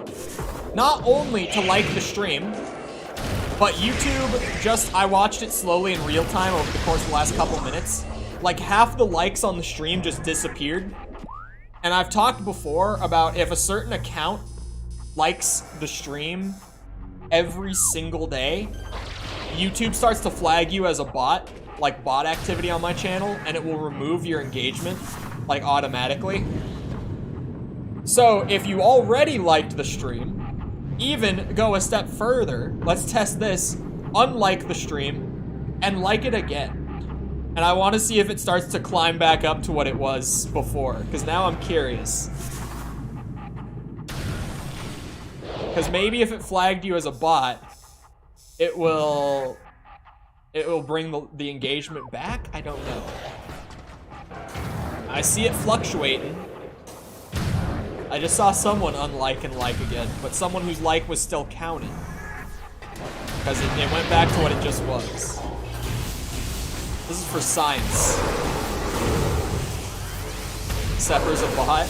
Well, it gets especially bad with people liking the stream before it even begins. That's like extra YouTube will flag you as a bot activity. Is liking the stream before it begins, I've learned. So, I've already made a PSA about that, but additional PSA, if you are someone who likes the stream before it even starts, maybe for the time being, don't. It's so weird that now, because of YouTube's like automatic bot control stuff, I have to be like, actually, maybe don't like the stream today. Maybe just watch this time and maybe don't try to kickstart the stream in the algorithm. Okay, I just saw the like went up by 1. We got another one. I saw that one.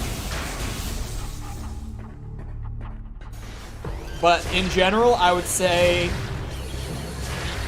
I think YouTube would definitely consider at least one of Ryan, Jacob, or Sepper as a bot at this point. Just off of like the frequency bias and everything.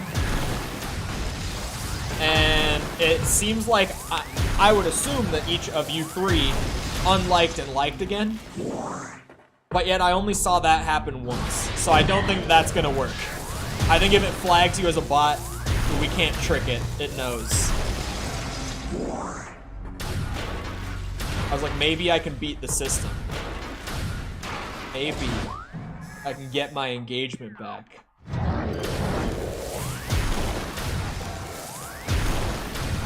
I don't know, YouTube is weird. It's a weird thing to be like, okay, like the stream, but if you like the stream every day, maybe like every 3 days, go a day without liking it? Because, I don't know, it seems to be flagging you guys as bots. How have the VODs been performing? Recently, really well. The Metroid streams, particularly, have had really low viewership during stream, but have performed really well as VODs. Which is the same thing that happened with Hollow Knight. It almost seems like playing classic, really loved games, and putting the fact that I'm playing them for the first time in the title seems to be working. Except for Hades. It did not work for Hades.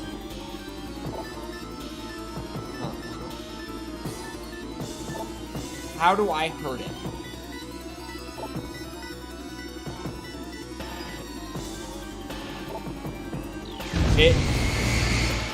I don't know how to... Oh, okay, I can hurt it. Yeah. Just not while it's pounding, I guess.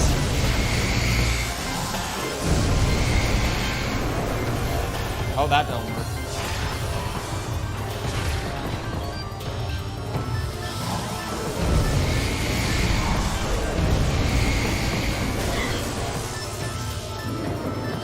If the VODs can take off, it's super helpful. Yeah, like all the stream-based, or all the like growth coming from the streams has been coming from the streams when they're...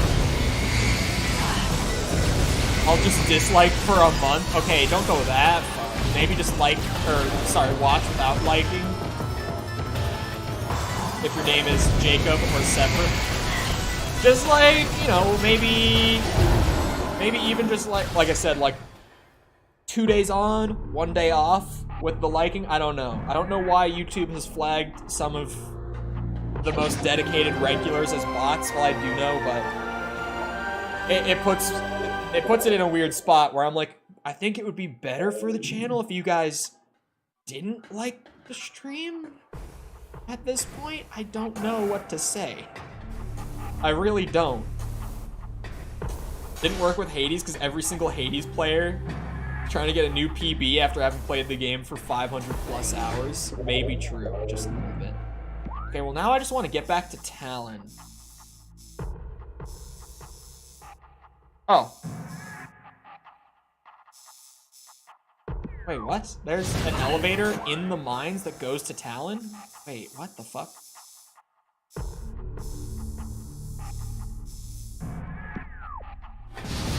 Oh, I know where it goes. Yeah, never mind. Everyone dislike? Okay, I didn't say that. I didn't say that. That might do some damage.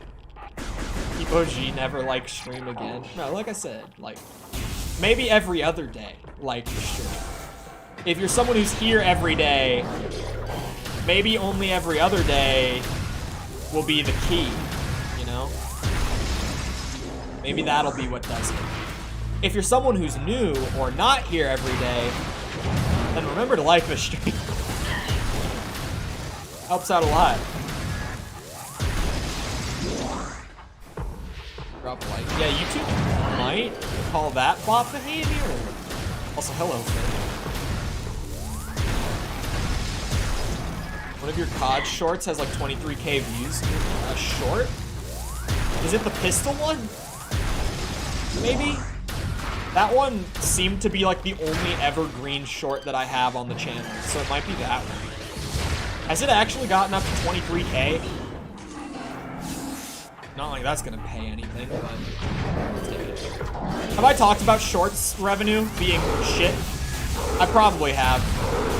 Now that we're like 3 weeks into February, it's not even just like because of a big influx at the beginning. It's actually just the revenue for shorts isn't really worthwhile.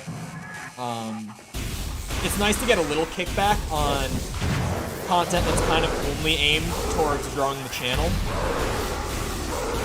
But considering that I'm doing the big video essays now, along with informative content, I don't have a lot of time to make shorts.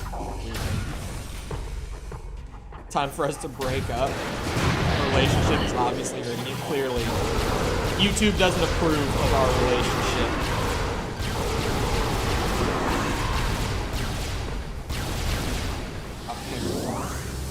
We have Finn's hairline check. Oh god. Wake up, babe. Finn hairline check just dropped. Cryodie will always be the goat of this channel. No, give it like 6 months, chat, and the Ship of Harkinian video will be the goat of this channel. It will be the most viewed, and it will be the video that has made me the most revenue in channel history. Guaranteed. That shit has just slowly been going and going and going in the background. And for like the last 3 months straight has been the one piece of content outside of like fan funding, like super chats and memberships and stuff, that has made me the most revenue on the channel. Just that one video that I was like, no one really seems to have good informative content about Ship of Harkinian. Maybe I should do it. But what also helps is like if you go Google Ship of Harkinian, my video will be the first thing to pop up on Google. That's where it's coming from. It's not just coming from YouTube. It's Google itself when you go to search for it. I've gotten to like the top of Google for when you're looking for info on Ship of Harkinian.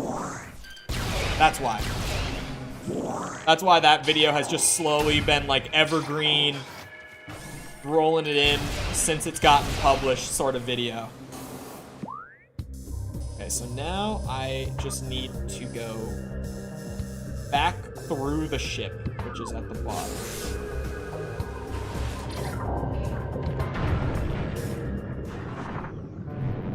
I have every artifact, by the way. I was rambling about YouTube stuff, but this is the big moment. I hope I like Atomic Heart. Sorry, my brain is ADHD. I can be saying one thing, and my brain won't even be there. It'll be off somewhere else. But I really hope Atomic Heart is good, considering how polarizing the game seems to be from reviews, where the reviews literally range between like perfect 100 and like a 2 out of 10, just depending on who's reviewing it. It seems like it's one of those you either love it or you hate it and no in between kind of games. So I hope that I love it. It's an immersive sim, so I'm pretty predisposed to loving it. It's more likely that I will love it than not, just considering the kind of game that it is. But I hope that I'm not someone who hates it, because God, I've been waiting for that game to come out for so long. Like, you think Hollow Knight fans have been waiting for Silksong a long time? It's got nothing on me waiting for Atomic Heart, genuinely. It has been a 6-year wait for me at this point.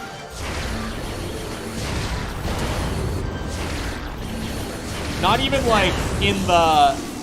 Because Hollow Knight came out the same year Atomic Heart was revealed. So not even in like a, this is a great game, I want a sequel to it sort of way. But like, I got a trailer 6 years ago, chat. Like, I don't know when the first Silksong trailer was, but I got a fucking trailer 6 years back. Like, I've been waiting for this shit. I've been consuming the marketing for 6 years. But hello, Snooze. This has been a fucking wait for me. But apparently the game is fairly bug-free from what like the spoiler-free reviews have said. But the console port don't run too good, is what early reviews have said. And they've all been like, you know, maybe it'll be fixed in day 1 patch, but like we all know how that goes by now. If console port is bad today, it's gonna be bad tomorrow. How does Mickle know the Snooze BFF meme? Were you there for that? How often is Mickle in False's stream and I don't know of it? For the Atomic Heart R34, it's probably already out. Like, you think that only having the trailers to go off of is gonna stop anyone? I've spent a lot of time on the internet. I've been around the block. All it takes is one trailer. All it takes. Don't start searching it, by the way. For legal reasons, I have to say. Don't immediately go search it.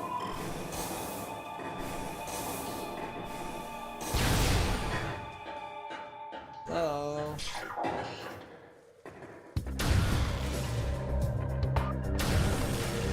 You've made the joke here, Cole. Alzheimer's.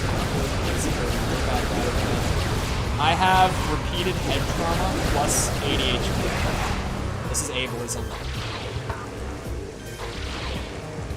We all know about my memory problems, okay? We're beyond this. 4 concussions plus a brain fucky problem that makes it so that I can't focus on one thing at a time. My memory's not good. The game audio's so loud compared to your mic. Told you. Is it actually that loud?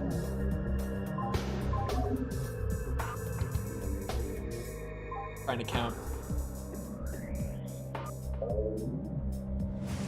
Because the game for me, like, I've had to turn up my headphones for the game.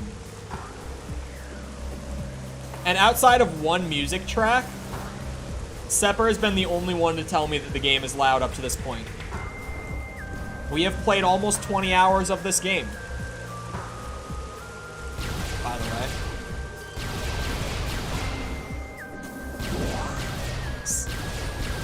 Same shit on Mass Effect? Was the game too loud on Mass Effect?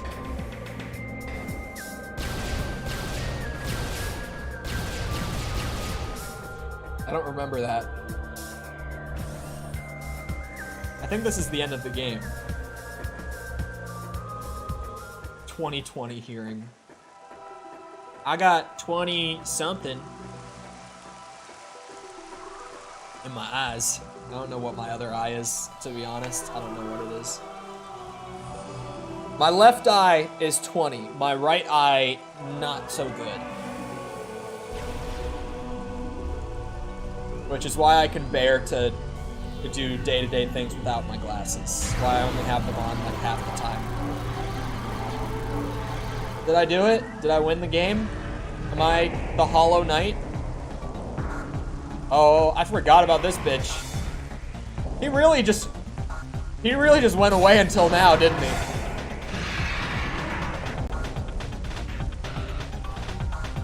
He actually just left and didn't come back until now. After the prologue of the game. What? Is that gonna be a problem that that happened?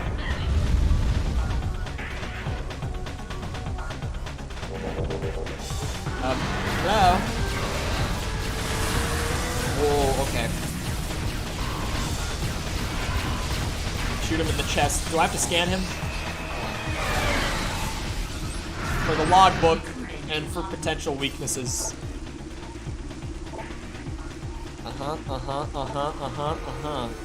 Save for the chest.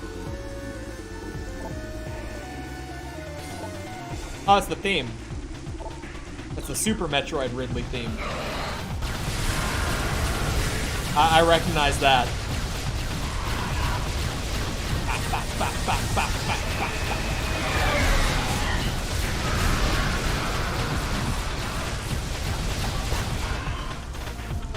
Y'all got dragons in this game and no one told me? Not dragons, robot dragons. Come on now. Come on now. It's so much cooler than dragons. Ow! He's got bombs? My brother in Christ, you are destroying holy relics on this site. Can you not fly away? I didn't know I could parkour on these.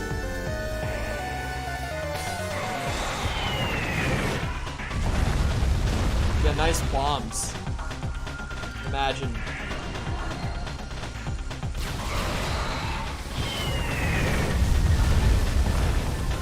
Bombs can't hit me if I parkour.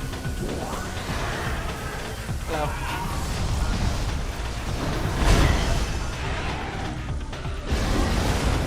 Okay, now I can definitely use... Oh, he's gone. Those...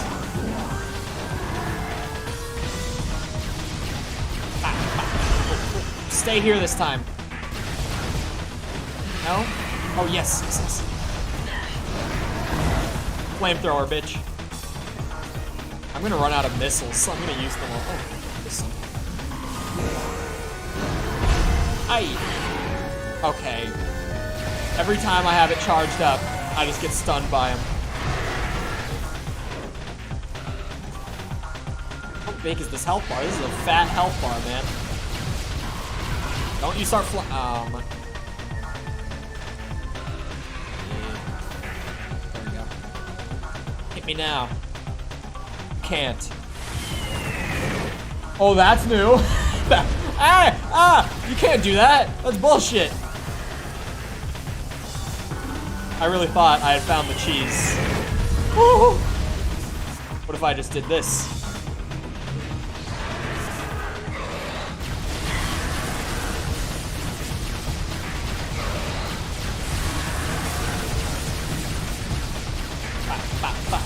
Land again.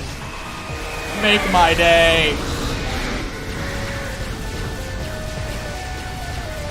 Is he gonna... God fucking damn it.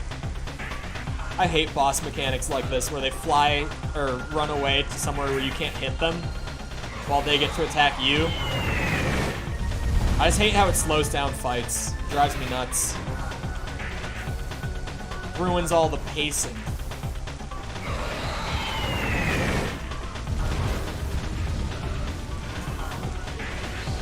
Go a little long instead of we still have 30 minutes. And I'm a gamer. I'm not gonna die here. So surely if I did even have to go over, it wouldn't have to be that long.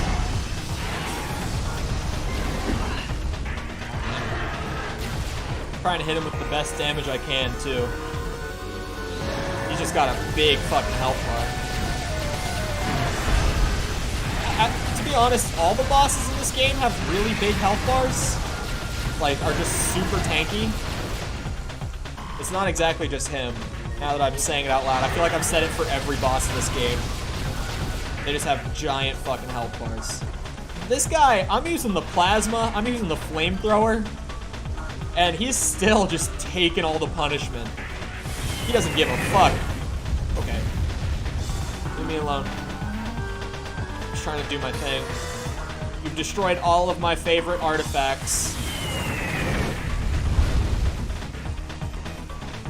I'm just gonna hop around until you come back.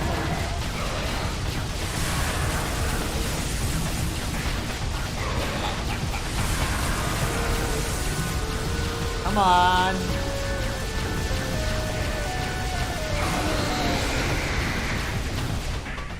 Cool.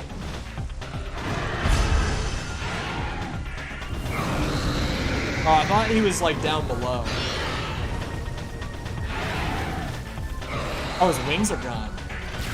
Sweet. Run away from me now. Now you have to fight me like a man.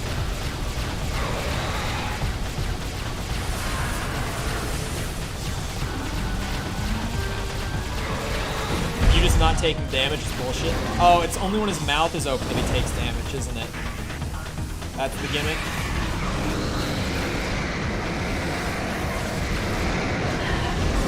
Fuck. Shit.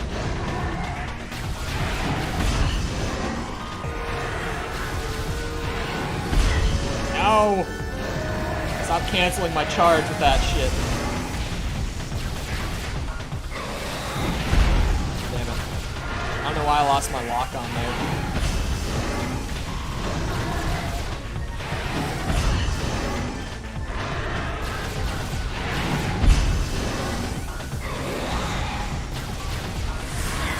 Oh shit.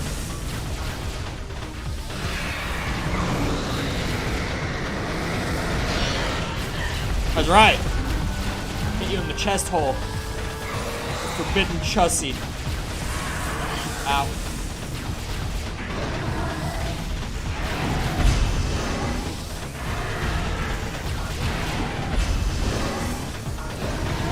No. I can't hit a charge shot when he moves his head like that. Bullshit.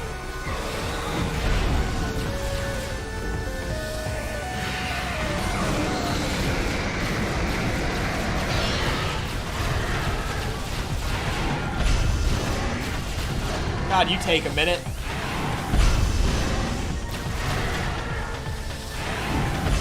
I really thought that this would speed up the fight. It did not.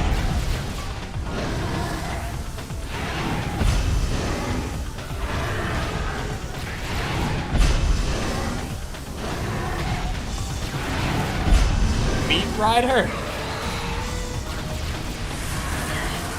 What the fuck are you talking about, Meat Rider?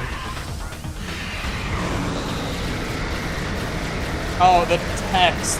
When you spell out Metal Ridley, it looks like meat. I get it. I got it.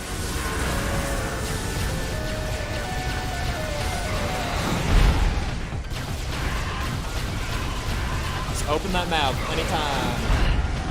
Anytime's a good time. Sometimes I really gotta think before I speak. Ow.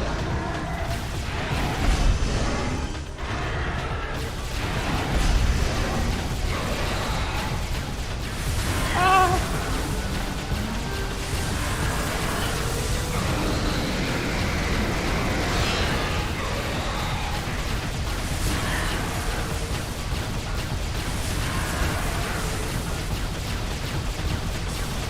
Okay, no need for that.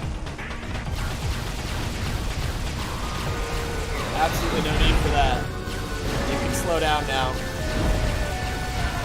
You can also just die. Fuck, man. So much help. so few windows to get good damage in. Like this. This is a good window. I like this. Shoot you in the chussie.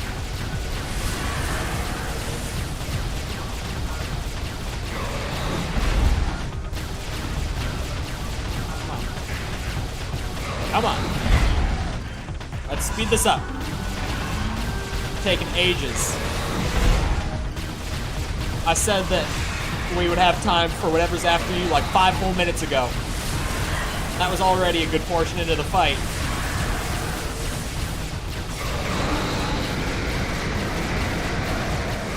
Oh, I thought I didn't get it there. I was like, this has to be the last cycle. Come on.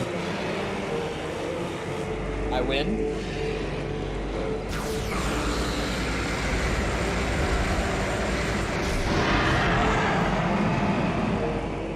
The craziest part, oh my god. The craziest part is that I know that that bitch isn't dead. I know that Ridley is in Super Metroid, which story-wise is after this.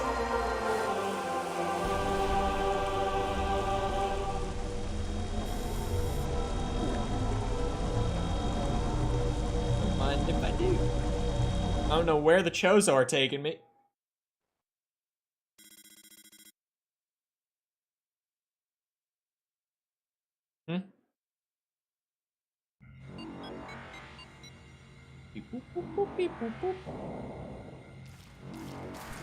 What the fuck?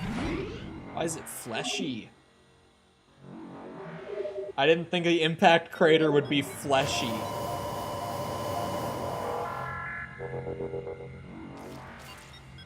Ugh. Why is it all squelchy? Oh, that still hurts. Oh, what the fuck?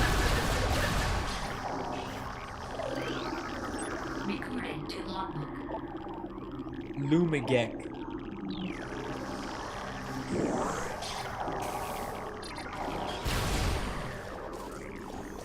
On a fateful night. It's fateful. Fateful night.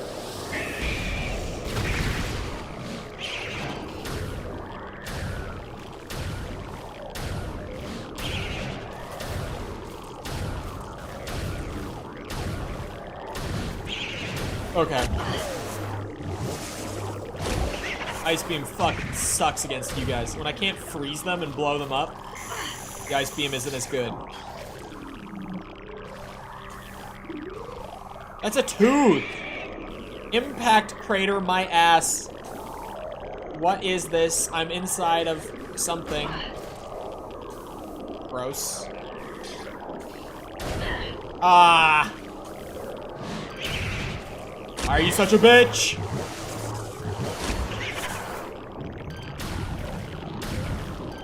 Wait a second, is this a different one? It is!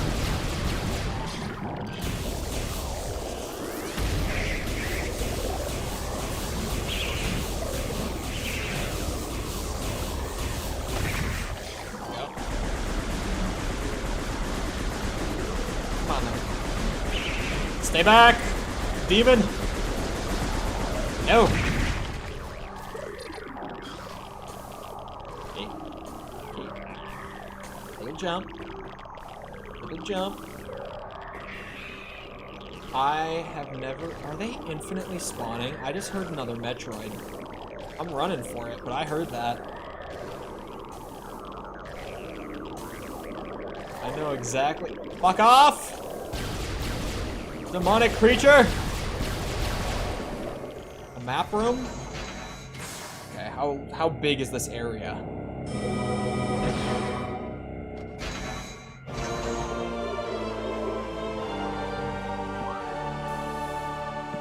Oh, that doesn't stand for map, does it? That stands for missile. I thought the M stood for map up to this point. When does the Vania come in? This is the Vania. This was the Metroid before the Vania. Well, not this one specifically. Like, Symphony of the Night and shit was out at this point, but Metroid predates Castlevania. Plus, Castlevania didn't become the Vania part of Metroidvania until Symphony of the Night. The original Castlevania games didn't do like backtracking or anything. They were just kind of like point A to point B.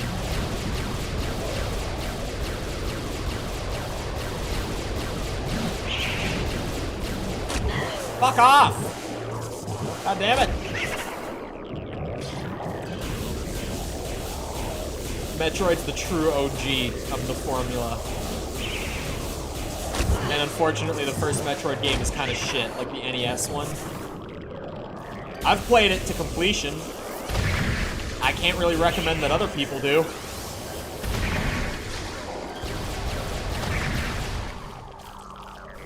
Like, you could certainly give it a shot, but the original, like, NES Metroid is really just not worth it. They do infinitely spawn. What fucking horse shit? I watched it happen that time. I had my suspicions. Now I know for sure. Stay away. Beast is demonic in nature. Very yucky.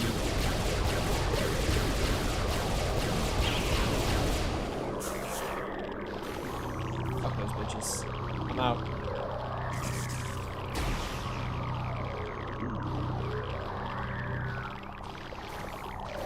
Fuck it, we bool. Well, that actually seemed a lot easier. What are you?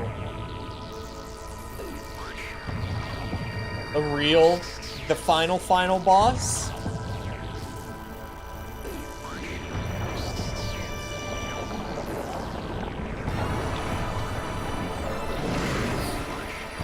What the fuck is that?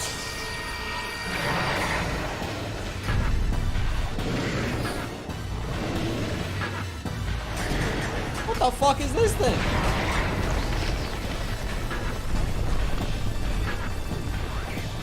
Do I follow? Yes, I follow. What the fuck? She going? Yeah. Oh, I see. It's Metroid Prime. That's the thing. It's it. That's it right there. Oh, do I have to shoot it with Power Beam? Yeah, I'll figure out what attacks he's got. Yes. Power Beam only, and only in the eyes. Can you not deflect them back at me, asshole? Oi!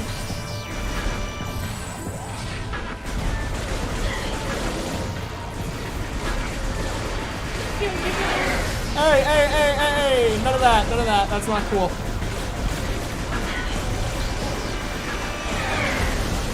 Okay, you mortar striking me is not appreciated. The charge shots are absolutely not going to be worth it. He moves too much. Roll credits. It's Metroid Prime. That's the thing. Stay back, demon! I'll wave beam your ass. Don't think I won't.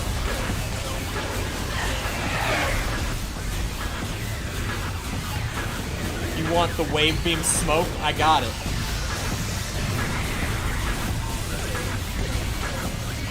Can I nuke it? I've got nukes.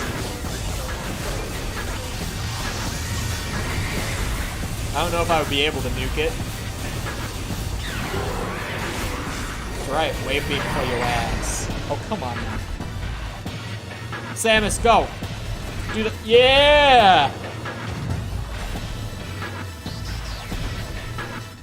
Where the fuck are we? Ice beam, boo! Ice beam. Oh, this is gonna be the most painful. Absolutely, this is gonna be the most painful one. Is it dropping acid on me?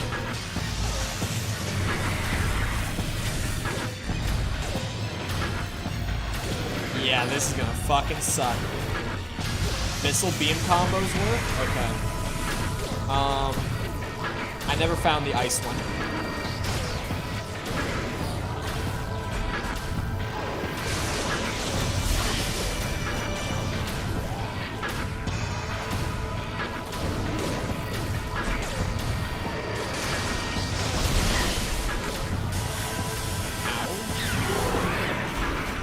bitch. Yes. Ah! We're flipping sides? Oh, back to power beam. Got it. This is good. Power beam. Power beam works for me. Another game genre. I mean, technically, yes. We're not.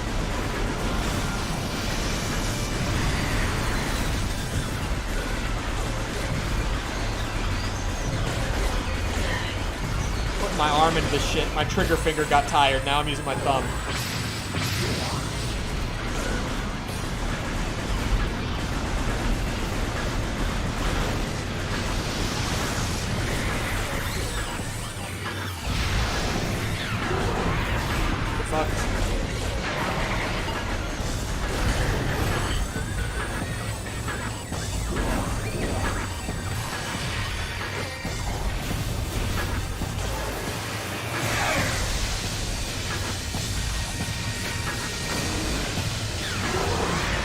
Yeah, the combos work. On the thumb, I'm using the thumb. My middle finger got tired. I feel like I'm gonna give myself carpal tunnel with this boss alone. Green! Take it, bitch. I'm out.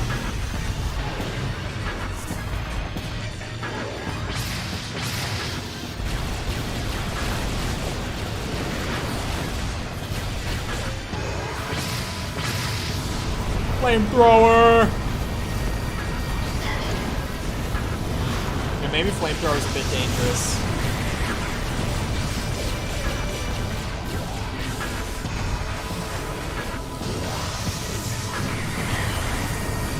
Give me all the missiles. I'll want them for other phases that are not this one.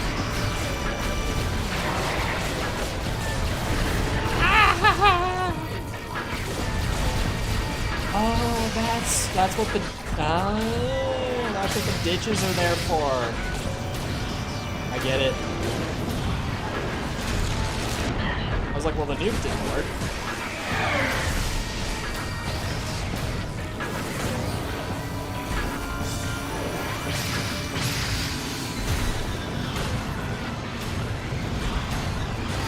Man, it probably would have been really good to find the ice beam missile combo.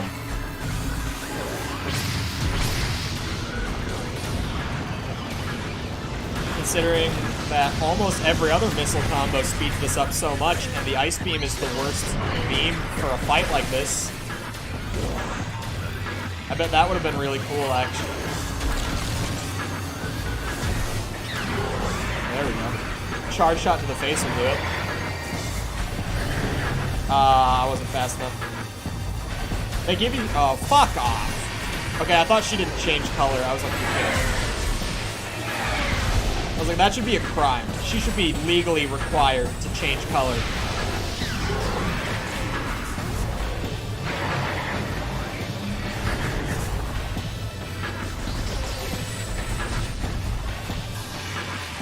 Wrong one. This will be fast as well. Fuck you, Metroid Prime!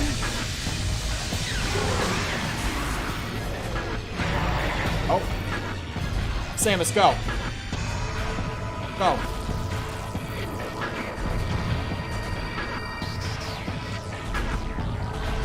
Only one ditch? Oh, fuck. Fake out. You aren't allowed to fake me out like that. That's bullshit. Oh. No, constant change. I see.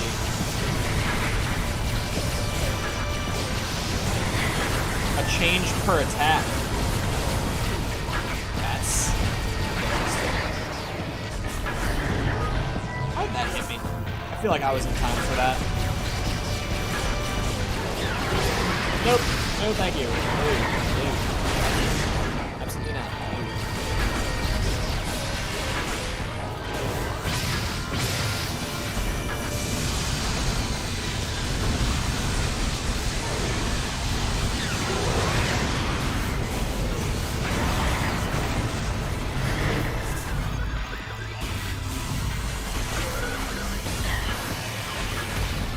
Is that a miss? Oh, I thought it was a missile expansion for a second up there.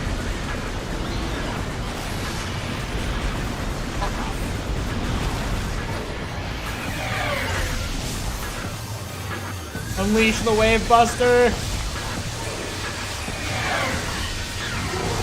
Get that damage in! I'll tank this for the missile refill.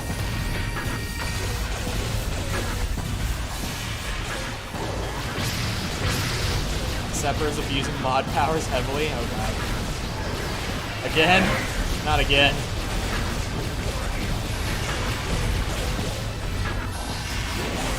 Oh, fuck you. Metroid Prime.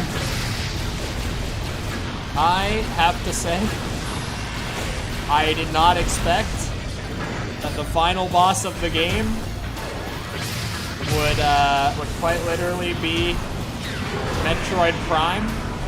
I did not see that one coming. I didn't think there was gonna be a Metroid Prime. Like a over 200 deleted messages, what?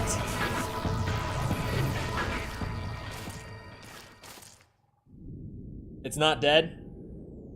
It's not gonna be dead. Whoa.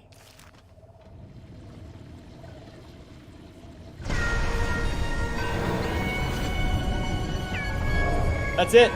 That's Metroid Prime. Wait a second.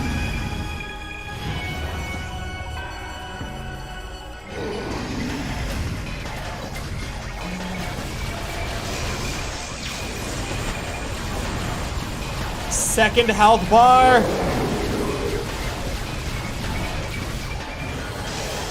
I'm gonna have to scan it again, probably. I just want all the energy refills. Ow! Why? Where'd you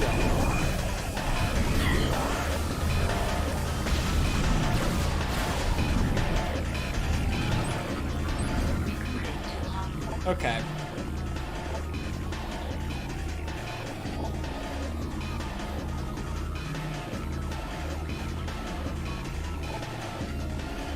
What?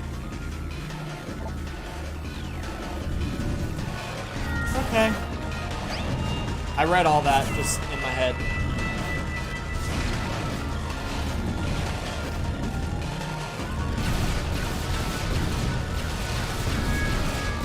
Can you generate a pool of Phazon?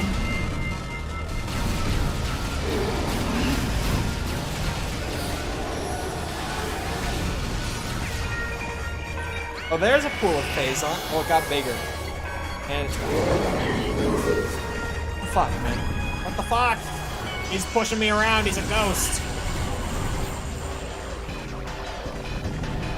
There we go. It was excellent mode. Ah. Ah.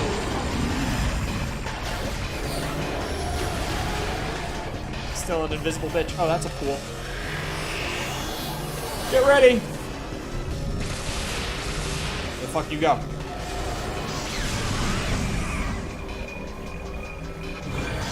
You can change visors. You know how fucked up that is that you can do that?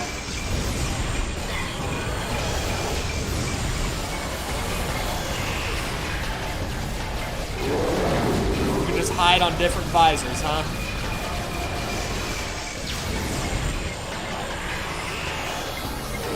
I feel like if I'm not shooting at it, I'm not doing it right. Like, even though I know it won't hurt him, it just feels like I need to be blasting him the whole time.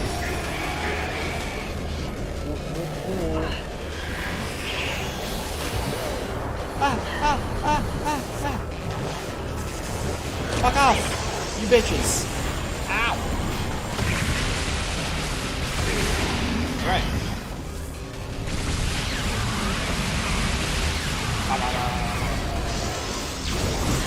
Ow. Okay.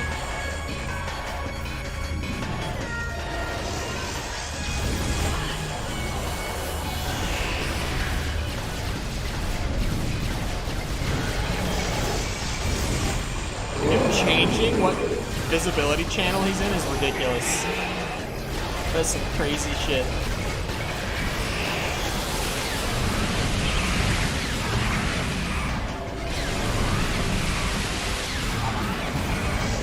Man. Why is it giving me nukes? Oh, I could probably nuke the Metroids on my way in.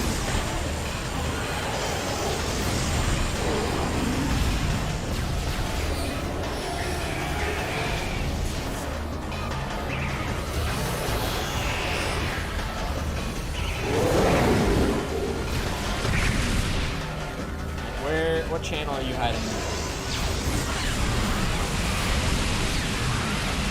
Get fucked!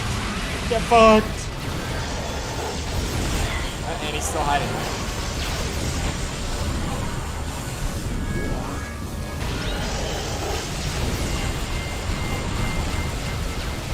Come on now. Put down another pool, you coward. Release the Phazon.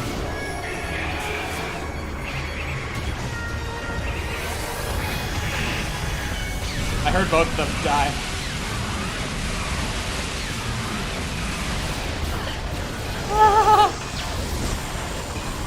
Yeah, the nuke is good if I place it right.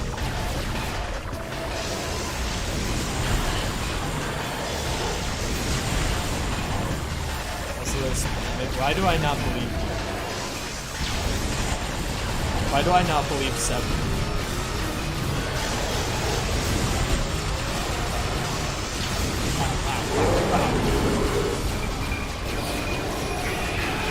Aha! Aha!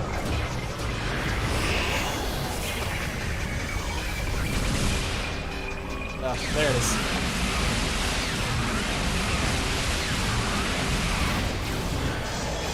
Separate censorship. If the bullying is a result of you censoring, it is deserved.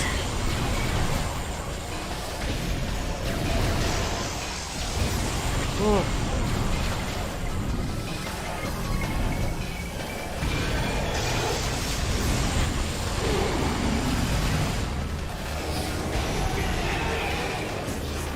It's a medical issue.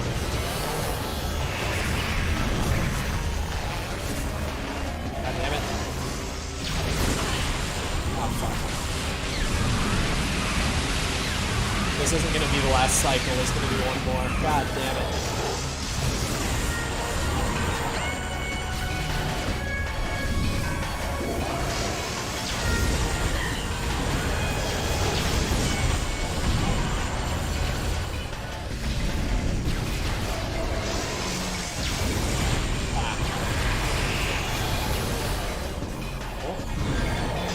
Oh, there it is. I was like,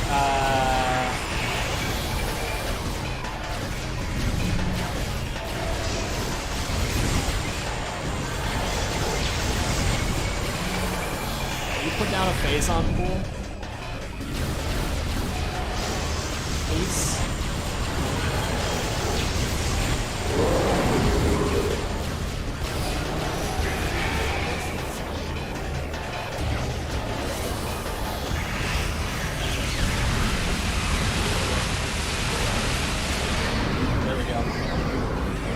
I deleted a lot, so most of it is gone. If you wanted me to see it, then why would you delete it?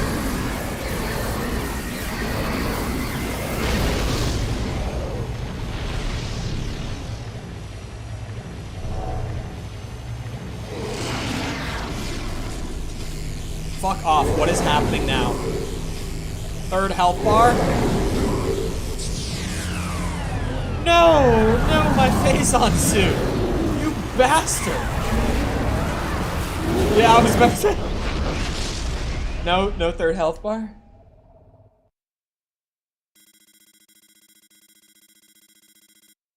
Uh-oh. Countdown. Right? Is that what the hell? Oh, no.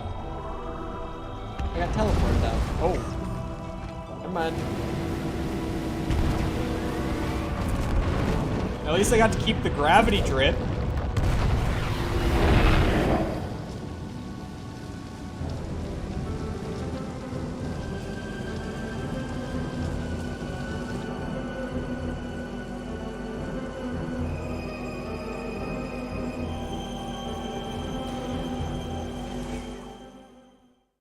Oh, helmet came off.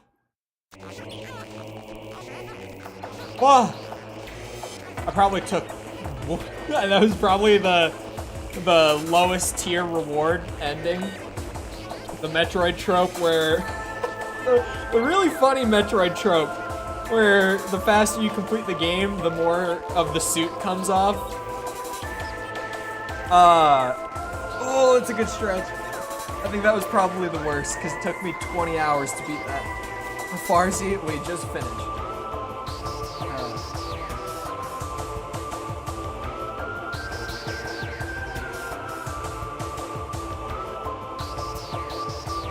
Gotta give your thoughts before you leave. Good game. I will be playing it again.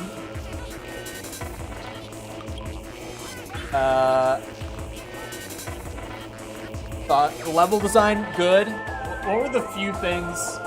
There were occasional moments where the design language was not clear, but... And by design language, I mean like, you know when you come across something new in a game, and a lot of the time, even though you've only just seen it for the first time, you'll know what to do, because you'll be able to intuit it. There were a couple moments where I was not able to do that very well. But outside of that, very few, like, flaws in the game outright. Which Metroid next? Whichever one they remaster on Switch next. Nintendo, wink wink, nudge nudge. Remaster the whole trilogy, cowards. Do it.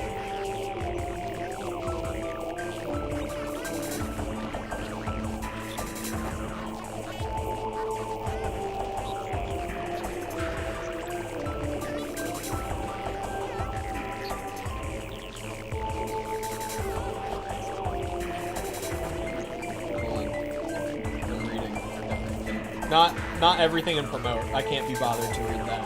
I'm reading people who have been messaging me and stuff. Anyway. Yeah, sorry. Got very distracted. I don't know what to say for, like, thoughts, really. Because I feel like I have to sit with this more, I guess. Music is so loud, I have to skip this. Can I not skip it? Fuck. Took a screenshot. Can we go faster? No.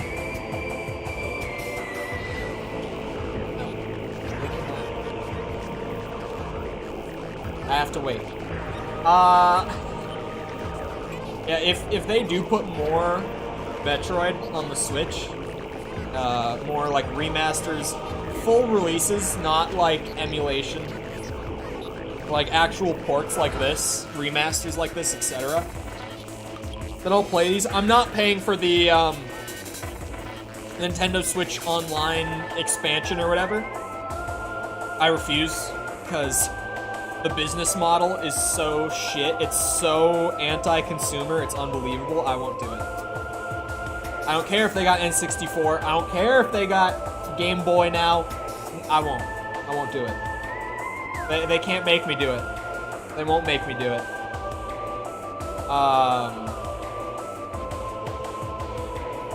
Yeah, I've said it before. I think they are gonna remaster the whole trilogy. I think this was purely the start of their big hype train for Prime 4. That's definitely what I see this as. Them just shadow dropping Prime Remastered is so uncharacteristically generous of... Sorry, Iron Galaxy. So uncharacteristically generous of Nintendo, especially being less than $60. I think they're probably going to put out the whole trilogy for $40 each over the next, like, year. And by year, I mean, like, if I had to time frame it, I would say probably Prime 3 Remastered, if it goes the way I'm thinking it'll go. Around, like, late winter, early spring next year. Probably Prime 2 Remastered. At near the end of this year. Like, September, October-ish would be my thoughts. These are long-ass credits. Hold on, what role did Iron Galaxy play? Because they did another port. Iron Galaxy assisted. Retro themselves did the remaster, which is interesting, to say the least. I don't know why they would be putting their resources into that right now. But it's an interesting way to use your resources, for sure. Just because, like, if they have been working so long on Prime 4, I don't know why they would be putting members of their team off to do remasters of the old games. I feel like that's a really odd prioritization. Hold on. I'm fact-checking myself on this. I think Iron Galaxy did that Uncharted PC port that I literally couldn't play. Remember that? Yeah, I think they did that. Hold on, Legacy of Thieves collection.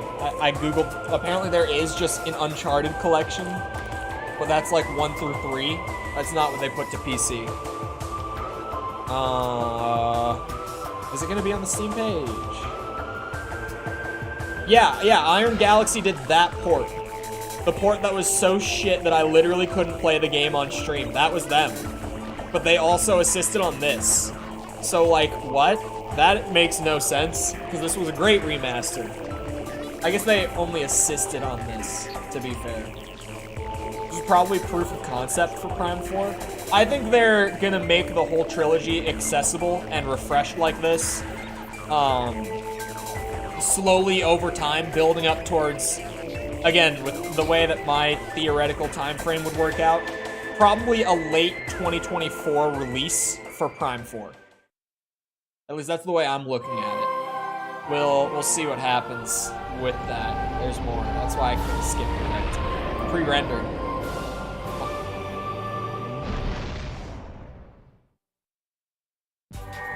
That's it! Only 71%. That's probably all the missile tanks I missed. Hard mode unlocked. None of the suit came off! Bullshit, I say. Bullshit, I say. Yeah, I want to save. I do want to play on hard mode someday. I definitely think the next time I play the game, I'll do it on PC, like emulating the old one. I'll have to get a disc for it. Because I want to try with mouse and keyboard. And since this was only 40 bucks, I could justify putting 20 into an original copy. I could do that. Anyway. We are 5 minutes over. So, I hope you guys enjoyed. If you did enjoy and you haven't done so already, feel free to go ahead and leave a sub if you're new. Don't leave! Yet. Tomorrow is Atomic Heart. It does come out in like 2 hours globally, but the way that my stream schedule works out, we're starting it tomorrow. That should be really interesting. If you didn't hear me talking about it earlier, the reviews on the game are ranging between perfect 10 out of 10, 100 out of 100 type scores, and 2 out of 10, like 20 out of 100 type scores. They're all over the board. Most of them are sitting around like a high 70, low 80. That's kind of the average score, so it's still going to be a solid-ass game from the looks of it. But it seems really polarizing. Like, some people just love it, some people absolutely hate it. So I'm really interested to see how that's going to go. Also, if you haven't done so already, feel free to go ahead and leave a like on the stream. Helps out a lot with algorithm and stuff, so if you haven't done it already, feel free to do it. Helps me out a ton. I just said that, but thank you. I appreciate it, is the point. So, anyway, if you're looking for links to anything outside of YouTube to engage with the community, feel free to check out things in the description, like, sorry, my brain just blanked. Twitter, Discord server, stuff like that. Other than that, though, once again, I hope you guys enjoyed. I'll see you always back here next time. I hope you all have the rest of your day. Thank you for coming to the stream, and goodbye.